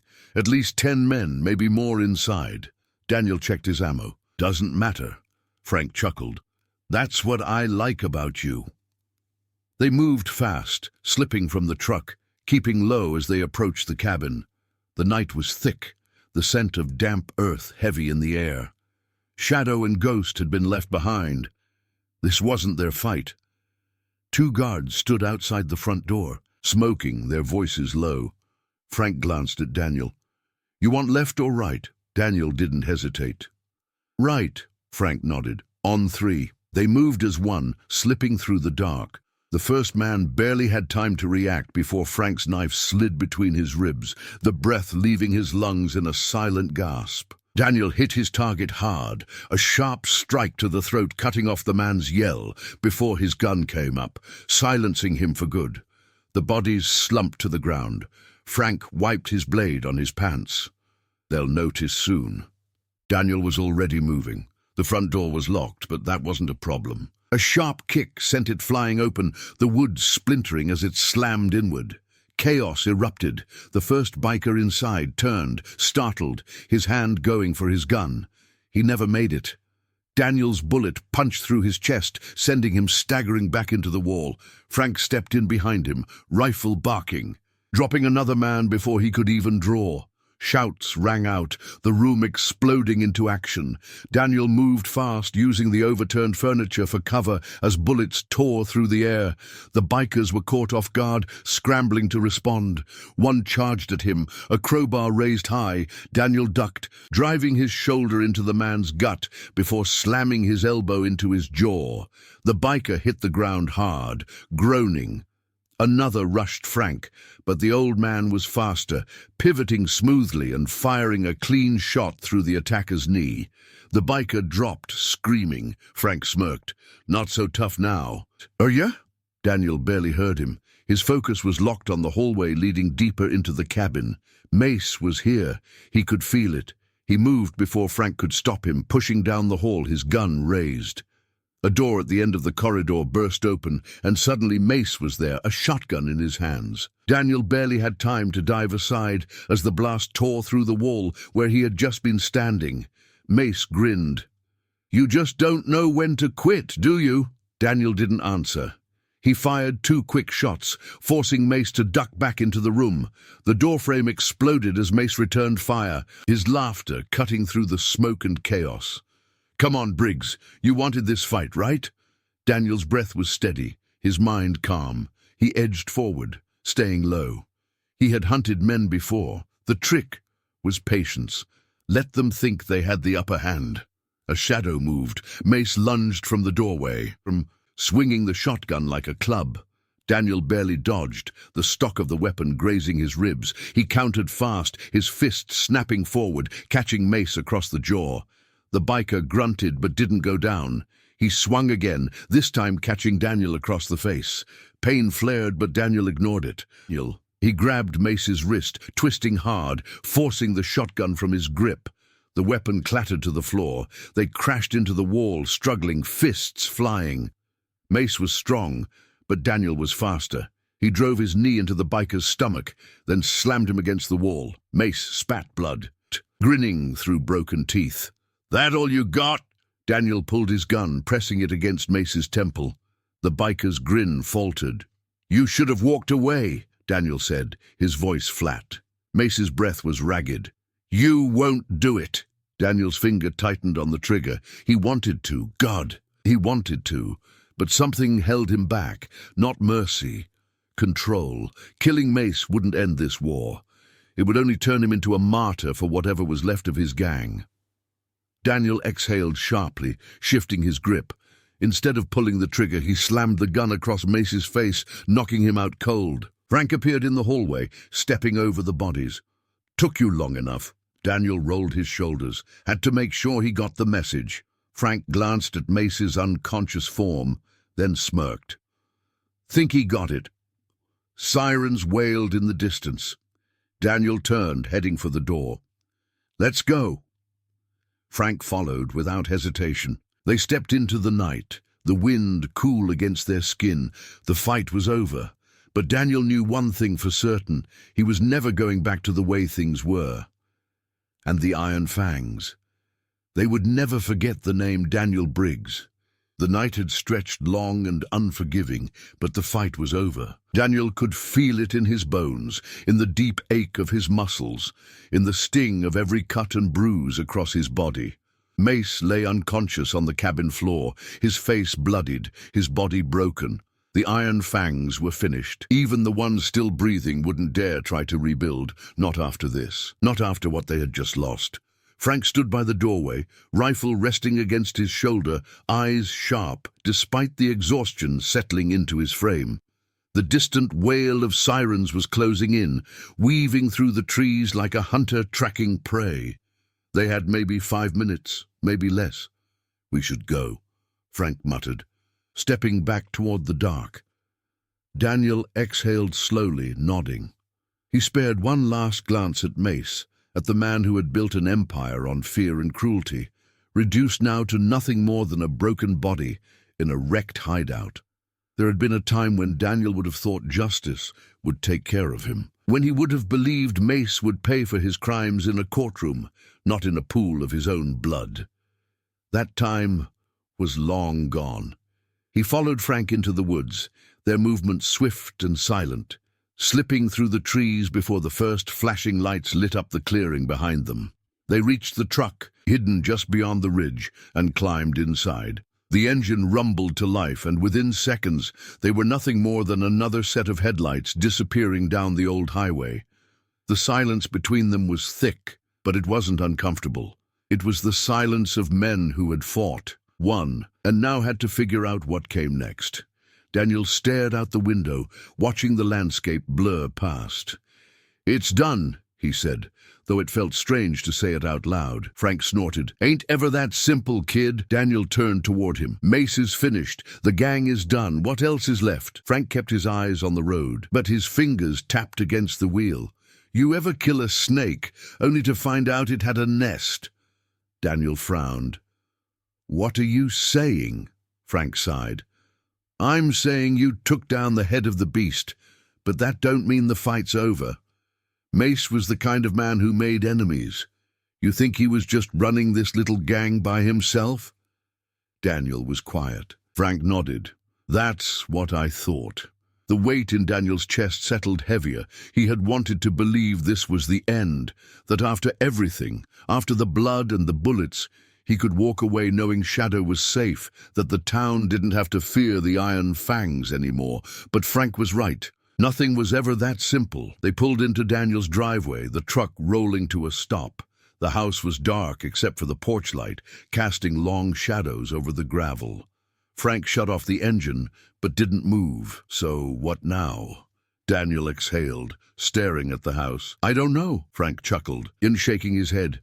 "Well, ain't that something? A man spends his whole life fighting for something, then doesn't know what to do when it's over." Daniel smirked. "That's supposed to be wisdom," Frank shrugged. "Just an observation." Daniel opened the door and stepped out, his boots crunching against the gravel. The cool night air wrapped around him, thick with the scent of earth and pine. Shadow and Ghost were waiting inside.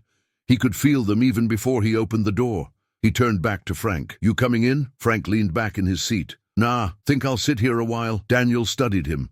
"You ever think about leaving this town?" Frank smiled, the kind of smile that held years of ghosts behind it. "Left plenty of places in my time. Never did much good." Daniel nodded, understanding. He walked to the door, pushing it open. The warmth of the house greeted him, familiar, grounding. Shadow lifted his head from the couch, eyes locking onto him instantly. He let out a soft huff, as if scolding him for being gone too long. Daniel knelt beside him, running his hand over the dog's fur. "It's over, boy." Shadow blinked, unconvinced. Ghost lay curled up in the corner, still adjusting to his new life, still learning what it meant to be safe. Daniel reached out, scratching behind the younger dog's ears. Frank's voice drifted in from the truck. "It's never over, kid." Daniel closed his eyes for a moment, letting the weight of it all settle in his bones. Maybe Frank was right. Maybe there was always another fight waiting on the horizon. But for now, at least for tonight, the war was done, and that was enough. The morning came slow, stretching across the town like a hesitant breath. Daniel hadn't slept much. He had sat on the porch with Shadow beside him, staring out at the empty road, waiting for something to happen, waiting for another sign that this wasn't over. But as the first light crept over the horizon, there was nothing. No rumbling motorcycles, no threats scrawled across his door. Just silence. Inside, Frank was awake too, sipping coffee at the kitchen table, his expression unreadable. Ghost lay curled by the door, still too skittish to join them in the open, but no longer flinching at every sound. That was progress. Daniel poured himself a cup of coffee and leaned against the counter. "Think it's stuck?" Frank grunted. "I think we bought time." Daniel exhaled. He had hoped for something more final. But Frank was right. Mace was gone. The Iron Fangs were scattered. But the kind of power they had built didn't disappear overnight. The town had lived under their shadow for too long. Fear didn't just vanish because one man had fallen. He sipped his coffee, staring out the window. "People are gonna ask questions." Frank smirked. "People are already asking." Daniel knew what he meant. He had seen the looks when he went into town. The wary glances from shopkeepers, the hushed conversations at the diner. The town had felt the shift, even if they didn't know all the details. Something had changed, something fundamental.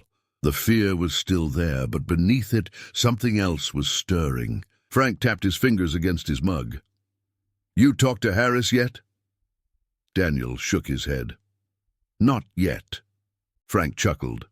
"Man's probably climbing the walls, wondering what the hell happened last night."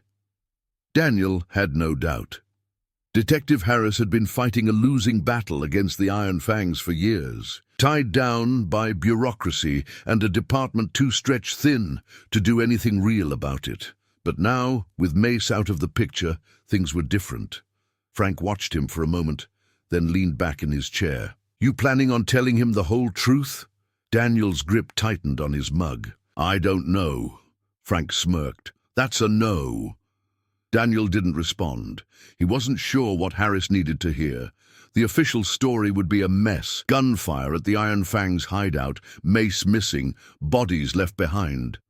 The police would find the wreckage and piece together what they could. But what really happened? The war that had played out in the dark? That wasn't something he could put in a report. Frank took another sip of coffee. "Well, whatever you tell him, just remember, some folks in this town are going to want to believe you did what needed doing." Daniel nodded. That was the thing about places like Brookhaven. People might not say it out loud, but they had been waiting for someone to push back, to remind them that this town didn't belong to men like Mace. A knock at the door made both men tense. Shadow lifted his head, ears perked, and Ghost let out a soft whine. Frank set his mug down. "That'll be him." Daniel exhaled and moved to the door, pulling it open. Harris stood on the porch, sunglasses on, hands resting casually in the pockets of his jacket. But Daniel could see the tension in his stance, the sharpness in his gaze. "Morning," Harris said, his tone unreadable. Daniel nodded. "Detective." Harris glanced past him, spotting Frank at the table. "You gonna invite me in?" Daniel stepped aside, letting him in. Harris scanned the room, taking in the scene. The dogs, the coffee, the air of exhaustion that still clung to both men. He didn't sit. Instead, he leaned against the counter, studying Daniel. "You want to tell me what the hell happened last night?" Daniel didn't blink. "Depends on what you already know." Harris exhaled sharply. "I know we got reports of gunfire at an Iron Fangs hideout. I know Mace is nowhere to be found, and I know half the gang skipped town before sunrise." He tilted his head. "That about line up with what you know?" Frank chuckled from the table. "Sounds about right." Harris shot him a look but didn't argue. Instead, he turned back to Daniel.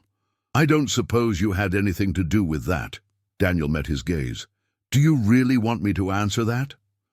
Harris studied him for a long moment, then sighed, rubbing a hand over his face. "God damn it!" Daniel leaned against the wall. "You looking to make this official?" Harris shook his head. "No, I'm looking to make sure this town doesn't burn down." He straightened, crossing his arms. "You know this isn't over, right?" Daniel nodded. "I know." Harris exhaled. "You just made a lot of people nervous. Some are glad, some ain't. But either way, things don't just settle after a night like that." Frank smirked. "We'll manage." Harris looked between them, then sighed again. "Yeah, I bet you will." He pushed off the counter. "Just do me a favor. If anything else happens, I want to hear it from you first." Daniel nodded. "Fair enough." Harris studied him for another second, then nodded once and headed for the door. He paused before stepping out, looking back over his shoulder. "For what it's worth," he said quietly, "some people in this town are gonna sleep easier now." Then he left. Frank let out a low whistle. "Well, that was almost a thank you," Daniel exhaled. He wasn't sure if he had expected Harris to push harder, to demand answers he wasn't ready to give. Maybe the detective understood that some things were better left unsaid. Outside, the sun was climbing higher, casting long shadows across the yard. The town was waking up. People would be stepping out of their homes, going about their routines, feeling the shift even if they didn't know exactly why. Frank stood, stretching. "So, what now?" Daniel looked down at Shadow and Ghost. The dogs were watching him, waiting, like they knew the answer before he did. He took a slow breath. We make sure this doesn't happen again. Frank grinned. That's what I like to hear. The war might have been over, but Daniel wasn't done fighting. Not yet. The days after the Iron Fangs fell were eerily quiet. The town of Brookhaven moved with an uneasy sort of peace, the kind that felt too delicate to last. The people sensed it, even if they didn't say it out loud. There was no grand announcement that Mace was gone, no official statement from the sheriff's department declaring victory, but people knew. They saw the empty bar where the gang once gathered. They noticed the absence of roaring motorcycles tearing through their streets. They felt the weight that had been lifted, but they also felt the lingering tension in the air. Frank and Daniel kept to themselves, staying mostly at the house, waiting to see if something would snap back. But nothing did. Harris had been right. Some people were glad, others weren't. The ones who had paid the Iron Fangs for protection were now stuck wondering if they'd be the next target. The ones who had lived in fear walked a little taller, unsure if it was safe to believe that things had truly changed. Daniel didn't care about any of that. He only cared about making sure no one tried to fill the vacuum Mace left behind. It wasn't long before people started showing up at his door. The first was James Holloway, the owner of the gas station just outside town. He had been one of the first to fall under Mace's thumb, paying them off so they wouldn't trash his place, so they wouldn't hurt his workers. Daniel had seen the man avoid eye contact every time he had walked in for coffee during a shift. Now, James stood on Daniel's porch, hat in hand, shifting from foot to foot like a man who wasn't sure if he should have come at all. Daniel didn't say anything at first, just watched him. James cleared his throat. I heard about what happened. Daniel leaned against the doorframe. Yeah? James hesitated, then nodded. People are talking. Some say you and that old bastard handled things. Others say the gang's just laying low. Daniel didn't respond. James exhaled sharply, glancing toward the road. I just wanted to say thanks. He looked back at Daniel. We needed this. Daniel nodded. Then don't let it happen again. James stiffened slightly, as if the words hit harder than he expected. Then he nodded and walked back to his truck without another word. The next visitor came the following afternoon. Deputy Kate Miller, one of the few in the sheriff's department who had always seemed willing to push back against the gang. She wasn't Harris, but she wasn't afraid either. She knocked once, then stepped back, hands on her hips, waiting. Daniel opened the door, taking her in. She had the look of someone who wanted answers, but already knew she wasn't going to get them. Sheriff wants to know if you plan on keeping your nose clean, she said. Daniel smirked. Depends on what you mean by clean. Kate sighed, glancing past him. I'm not going to pretend like we don't know what you did. Daniel said nothing. She exhaled, shifting on her boots. Look, the truth is, we should have handled this years ago, but we didn't, and now you did. So the way I see it, you've got two choices. You can either let this town get back to normal, or you can make things worse by picking fights that don't need picking. Daniel studied her. You think this is over? Kate's jaw tightened. I think it needs to be. Daniel crossed his arms. That's not up to me. Kate held his gaze for a moment, then sighed again. Harris is giving you space. That's his choice. But if more bodies start dropping, we're not going to look the other way forever. Daniel nodded. Understood. Kate hesitated. And Briggs? He raised a brow. She shifted, looking uncomfortable. We could use someone like you. Daniel frowned. What do you mean? She gave him a small smirk. The department could use someone who isn't afraid to get their hands dirty. Daniel scoffed. I think I've done enough of that. Kate tilted her head. Yeah? Then what are you planning to do now? Daniel didn't answer. She nodded to herself, as if that was the response she had expected. Just think about it. Then she turned and left. Frank was leaning against the porch railing, arms crossed. You should have asked if they'd let me wear a badge too. Daniel smirked. Not sure they're ready for that. Frank chuckled. Probably not. He studied Daniel for a moment. You actually thinking about it? Daniel shook his head. No. Frank didn't press. But the truth was, Daniel didn't know what he was going to do next. He had spent his life in the military, then in law enforcement, always serving something bigger than himself. When he had come back to Brookhaven, he had thought he was done with that. He had wanted a quiet life, a place where he could just exist. But now, after everything, he wasn't sure if that was even possible. The next week was slow, the days blending into one another. Daniel worked around the house, making repairs to the fence, reinforcing the windows, not because he expected another attack, just because it kept his hands busy.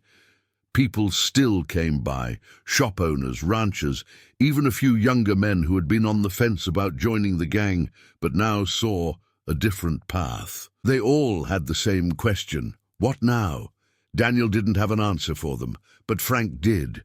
One evening, as the sun dipped low and the sky turned orange, Frank leaned back in his chair on the porch and said, "You ever trained men before?" Daniel frowned. "You know I have," Frank nodded. "Then maybe that's what you do next." Daniel raised a brow. "Train who?" Frank smirked. "This town ain't as safe as it should be, always someone waiting to take a piece of it. Maybe it's time we make sure the right people know how to fight back." Daniel considered that. He had spent his whole life training for war. Maybe it was time to train others for something else. He looked down at Shadow and Ghost, both dogs watching him, waiting. They had fought their own battles, survived their own wars, and now they were here, not running, not hiding, just ready. Maybe that was enough. Daniel exhaled, the tension in his chest easing just a little. He still didn't know what came next, but for the first time in a long time, he was willing to find out.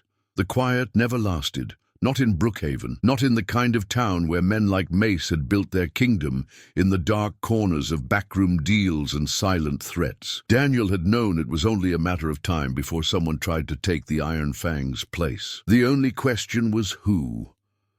The answer came one afternoon when Frank walked into the house with a look that said trouble was coming.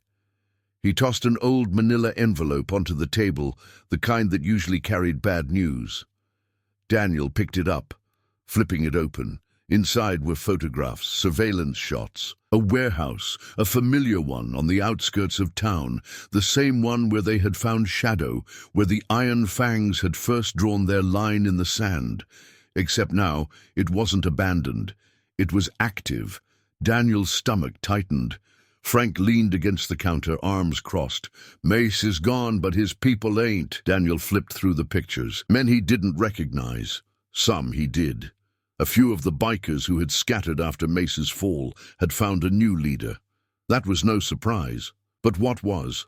The man standing at the center of it all. Jared Cole. Daniel clenched his jaw.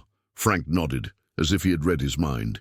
Yeah, that Cole. Jared Cole had once been Mace's right hand, the kind of man who handled things when Mace didn't want to get his hands dirty. He had been meaner than the others, crueler, a man who didn't just enforce orders but enjoyed them. Daniel had heard the stories, what Cole did to people who didn't pay, to those who tried to run. And now, with Mace out of the picture, he had decided he wasn't just the enforcer anymore. He was the new boss. Daniel exhaled, setting the envelope down. "How long?" Frank shrugged. "Not long, maybe a week, but they're moving fast. He's got the remaining fangs, and now he's bringing in outsiders. Word is, he's setting up new supply lines. Guns, drugs, the kind of things Mace was never stupid enough to push too hard in this town." Daniel stared at the photos, his pulse steady, cold. "Then we stop it." Frank smirked. "Knew you'd say that."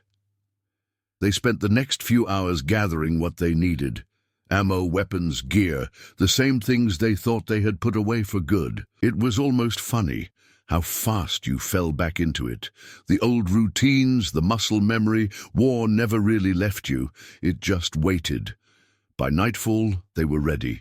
The warehouse was an old freight hub, the kind that had once been busy with shipments before the economy shifted, leaving it nothing but a skeleton of rusted steel and broken windows. It was the perfect place for men like Cole to operate, isolated, forgotten. They parked a quarter-mile out, moving on foot through the tall grass, their bodies low, silent. The night was thick, moonlight barely cutting through the cloud cover. Frank crouched beside a tree, scanning the perimeter through binoculars. 6 men outside. More inside. They're armed. He glanced at Daniel. This is gonna get messy. Daniel checked his rifle, chambering around. Let's make it fast then. They moved like ghosts, slipping through the shadows. The first guard didn't even see it coming. Daniel took him down with a sharp, silent strike, his body crumpling to the dirt. Frank handled the second, his knife flashing once, before the man went still. The others weren't as lucky. One of the bikers turned at the last second, eyes widening in alarm. "What the—" Daniel fired. The shot cracked through the night, cutting him off. Shouts erupted. Then the fight was on. Frank moved fast, his rifle kicking as he dropped another target. The remaining guards scrambled for cover, returning fire, but they weren't ready for this. They were thugs, not soldiers. Daniel pushed forward, weaving between stacks of old shipping crates. A bullet clipped the metal beside him, sending sparks flying. He ignored it, focused on the next target. A biker popped up from behind an oil drum, shotgun raised. Daniel didn't hesitate. 2 quick shots, center mass. The man went down. The rest ran. Frank exhaled, stepping over a body. "They weren't expecting us," Daniel nodded, "which means Cole is inside." They moved toward the entrance, stepping over scattered casings and bloodied dirt. The door was slightly open, light spilling onto the concrete. Daniel pushed through first, gun up. The inside of the warehouse was half filled with crates, the air thick with the smell of oil and sweat. At the far end of the room, Jared Cole stood waiting. He wasn't alone. 3 more bikers flanked him, their hands hovering near their guns, but they weren't firing. Not yet. Cole grinned. "Briggs." Daniel's grip on his weapon tightened. "Cole." The other man smirked, spreading his arms. "You really don't know when to quit, do you?" Daniel took a slow step forward. "Neither did Mace. Look where that got him."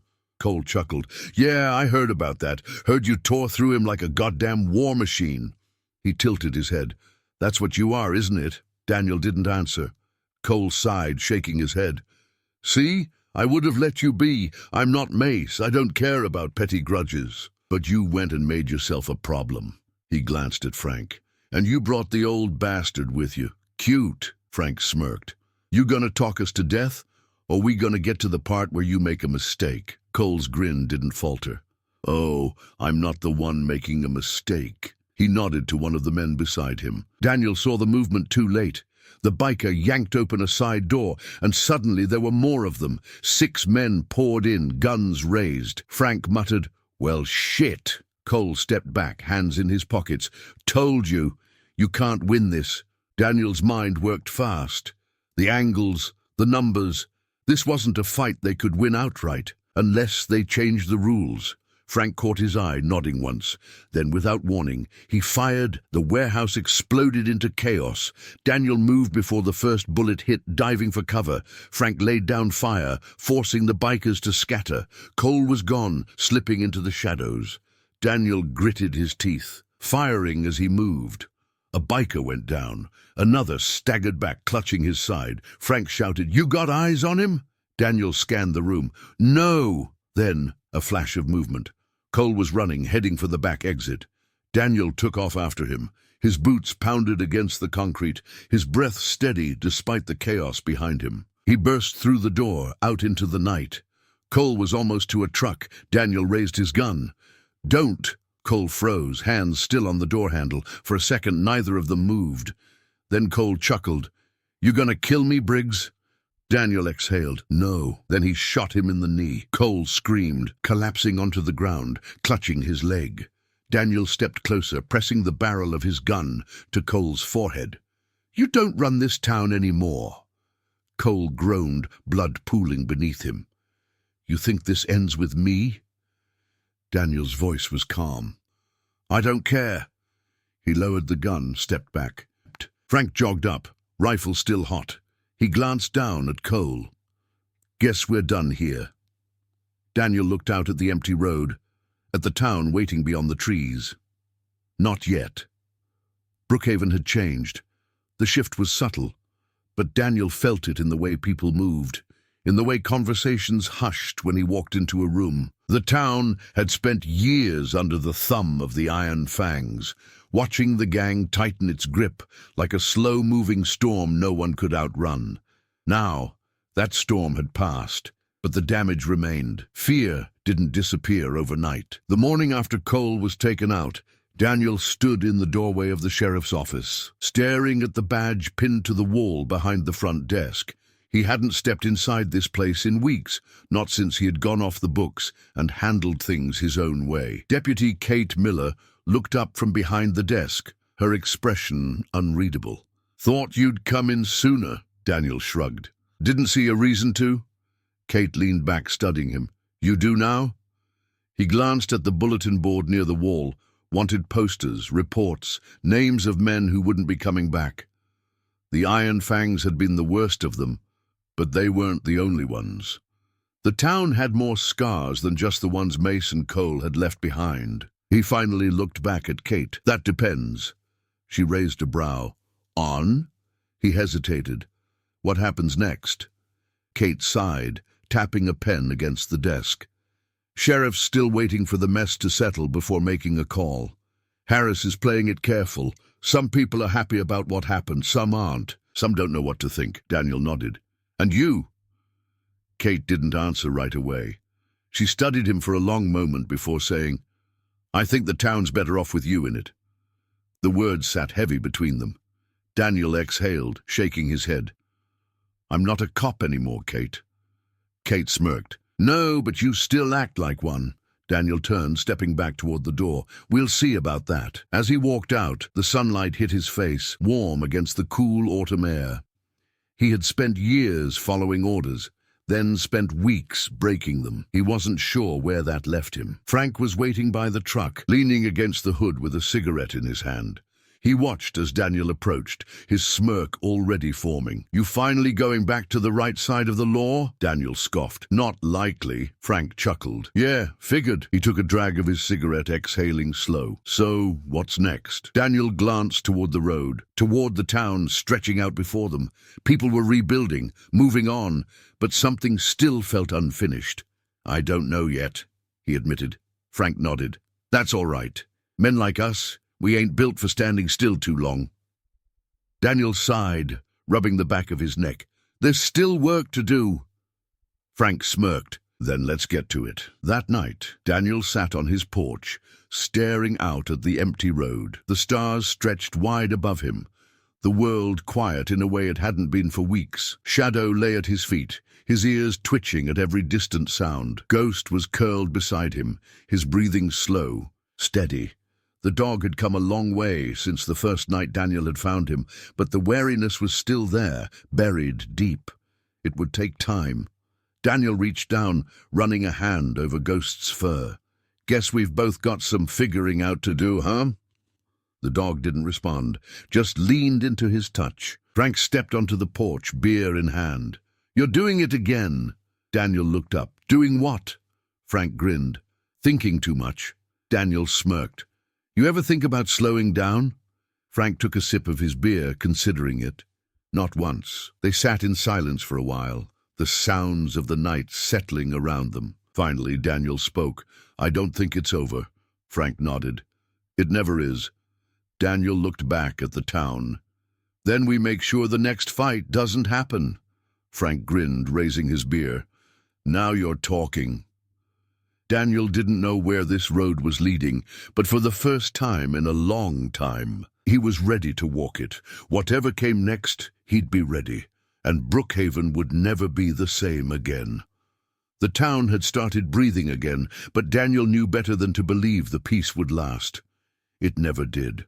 Violence left echoes, and the things he had done, the things Frank had done, were rippling through Brookhaven in ways that hadn't fully settled yet. Some people had come out of their homes again, standing a little taller now that the Iron Fangs weren't looming over them. Some shopkeepers, like James Holloway, had started talking more freely, as if they had been given permission to exist without fear. But others still kept their heads down, still kept waiting, because they knew. Something else always came next. Frank had been watching the town too, though he pretended not to care. He sat on Daniel's porch most mornings now, sipping his coffee, looking out at the road like he was expecting trouble to roll in at any moment. Maybe he was. "You ever think about what's next?" Frank asked one morning, his voice carrying through the quiet. Daniel looked at him, then back at the town. "I think about what's not coming back." Frank smirked. "That's not the same thing." Daniel exhaled. "No, it's not." There was no going back to the way things had been. That much was clear, and while the Iron Fangs were gone, the space they left behind wasn't empty. Other threats lingered in the cracks, waiting to take shape. And if Daniel had learned anything over the last few weeks, it was that waiting for trouble meant letting it come on someone else's terms. The first sign of it came that afternoon when Harris showed up again. The sheriff's truck rolled up slow, dust kicking off the tires as he parked in front of the house. He climbed out, stretching his legs, his face unreadable behind his sunglasses. Daniel and Frank watched him from the porch, neither of them moving to greet him. Harris sighed, taking off his shades. "Would it kill you two to act like normal citizens?" Frank smirked. "Would it kill you to stop showing up uninvited?" Harris ignored him and looked at Daniel. "You got a minute?" Daniel stood, stepping down from the porch. "What's going on?" Harris glanced at Frank, then back at Daniel. "Let's take a walk." Daniel followed him toward the tree line, away from the house, away from any ears that might be listening. Harris walked slow, hands in his pockets, his shoulders tight with something unsaid. Finally he stopped, turning to face Daniel. "I know you think it's over." Daniel didn't respond. Harris let out a breath. "I got a report this morning. Some out-of-town bikers passing through, not Iron Fangs, new guys." Daniel's jaw tightened. "What do they want?" Harris studied him. "Not sure yet, but word is they're asking about Mace, about what happened to him." Daniel looked past him, out at the trees swaying in the wind. He had been expecting something like this. He just didn't know when. "They looking for revenge?" he asked. Harris shook his head. "I don't think so. More like they're looking to take what's left." Daniel exhaled. "That's not happening." Harris nodded. "I didn't think you'd say anything else." Silence stretched between them for a moment. Then Harris shifted, looking uncomfortable. "Look, I know I gave you space. I know the department didn't ask too many questions about what happened out there. But I can't keep looking the other way if bodies start dropping again." Daniel met his gaze. "Then let me handle it before that happens." Harris studied him for a long time, then sighed. "Just keep it clean, Briggs." He turned to leave but stopped before climbing back into his truck. "And if something goes sideways, you tell me first." Daniel nodded. "You have my word." Harris gave him one last look, then pulled away, his truck disappearing down the road. Frank walked up beside Daniel, watching the dust settle. "New players?" Daniel nodded. Frank sighed, rubbing his jaw. "Told you snakes have nests." Daniel exhaled slowly. "Then we make sure this one doesn't hatch." By nightfall, they had a plan. The newcomers were staying at a rundown motel just outside town, the kind of place where people disappeared without anyone asking questions. Daniel and Frank parked a few lots down, watching the bikes lined up outside. "How many?" Frank asked, scanning the lot through binoculars. Daniel counted. 5 bikes. Could be more inside. Frank set the binoculars down. "So what's the approach? Walk up and introduce ourselves?" Daniel smirked. "Something like that." They moved across the lot fast, sticking to the shadows. The motel was old, the neon sign flickering above them. Daniel knocked on the door of the first room. Silence. Then the click of a gun being cocked. Daniel stepped aside just as the door flew open, a man lunging forward with a pistol raised. Frank moved first, slamming the barrel of his rifle against the man's wrist, sending the gun flying. Before the guy could react, Daniel grabbed him by the collar and drove him into the wall. The man gasped, struggling, but Daniel pressed harder. "Who are you?" The man gritted his teeth. "Go to hell." Frank sighed. "Wrong answer." He slammed the rifle butt into the man's stomach, and he crumpled to the ground, wheezing. Daniel crouched beside him. "I'll ask again. Who are you, and what are you doing here?" The man spat blood onto the pavement. "We heard there was an opening." Daniel's jaw tightened. "There's not." The man let out a weak chuckle. "That's not your call." Frank kicked him in the ribs. I think it is, the man groaned, clutching his side. Look, man, we don't care about Mace. He was an idiot. We just want the business. Daniel's grip tightened. There is no business, the man coughed. That's not how this works. There's always someone next in line. Frank glanced at Daniel. He's not wrong. Daniel exhaled. He had spent so much time thinking about taking down the Iron Fangs, about ending what they built, that he hadn't considered what came after. The man on the ground chuckled again. You think you can just wipe out a gang and nothing fills the space? He grinned through bloody teeth. You ain't that naive. Daniel's hands clenched. Frank knelt beside the man, grabbing him by the hair and yanking his head up. You go back to your people. You tell them this town is closed.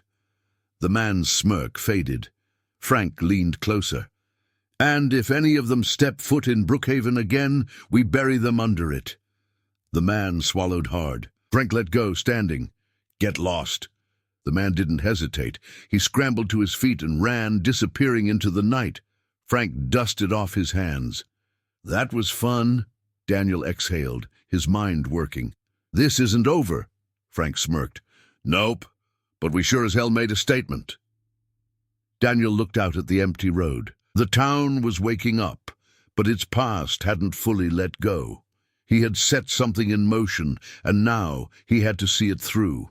Whatever came next, he would be ready, because this town was never going back to the way it was. The morning after the motel incident, Brookhaven felt different. The air was still, the streets quieter than usual. It wasn't fear, not like it had been before, but something else. A pause, a breath before the next move. Daniel stood in front of his house, watching the town wake up. He had spent years living by rules, by laws, by the belief that structure held things together. That had been stripped away piece by piece, and now he was standing in a place he didn't recognize anymore. Not because the town had changed, but because he had. Frank stepped onto the porch, sipping coffee, his expression unreadable. You know they'll come back. Daniel nodded. I know. Frank smirked. You ready for that? Daniel looked down at Shadow and Ghost. The two dogs sat side by side, watching the road like sentinels, waiting just like him. I think I am, Daniel said finally. Frank chuckled. Well, damn. That almost sounded confident. Daniel turned, giving him a look. Almost. Frank grinned. We'll see. The quiet didn't last long. By mid-morning, word had spread.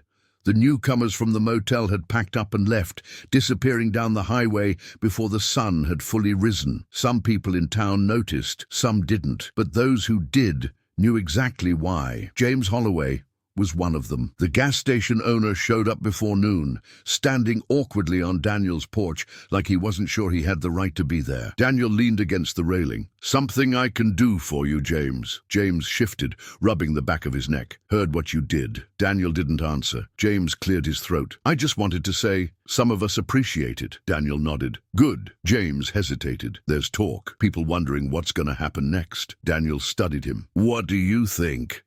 James exhaled. I think people need to know they won't have to live like they used to, that they don't have to be afraid of who's in charge. Daniel nodded slowly. Then let's make sure they don't.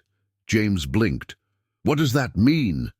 Daniel pushed off the railing. It means we don't wait for trouble anymore. Frank, who had been listening from the doorway, smirked. Now you're talking my language. That night, Daniel and Frank made their rounds, not as lawmen, not as enforcers, but as something in between. They spoke to business owners, to the people who had spent too long keeping their heads down. They didn't make promises. They didn't tell lies. They just let people know that Brookhaven belonged to its people again, and if anyone tried to change that, they'd answer for it. By the time the sun set, the town had begun to settle into its new reality. The Iron Fangs were gone. The threats that had loomed over them were scattered, but the scars would take longer to fade. Daniel sat on his porch that evening, Shadow resting at his feet, Ghost curled up nearby. The weight in his chest had eased, but it hadn't disappeared. It never really did. Frank dropped into the chair beside him, cracking open a beer. You ever think about leaving? Daniel exhaled. I did, Frank nodded. But you're still here. Daniel glanced at the road, at the houses lining the street, at the town that had once been something to run from and now felt like something worth standing for. I guess I am. Frank chuckled. Well, damn. Maybe you're finally starting to belong here. Daniel smirked. Maybe. The night stretched on, quiet, peaceful. For the first time in a long time, Daniel let himself believe it might stay that way. And if it didn't, well, he'd be ready.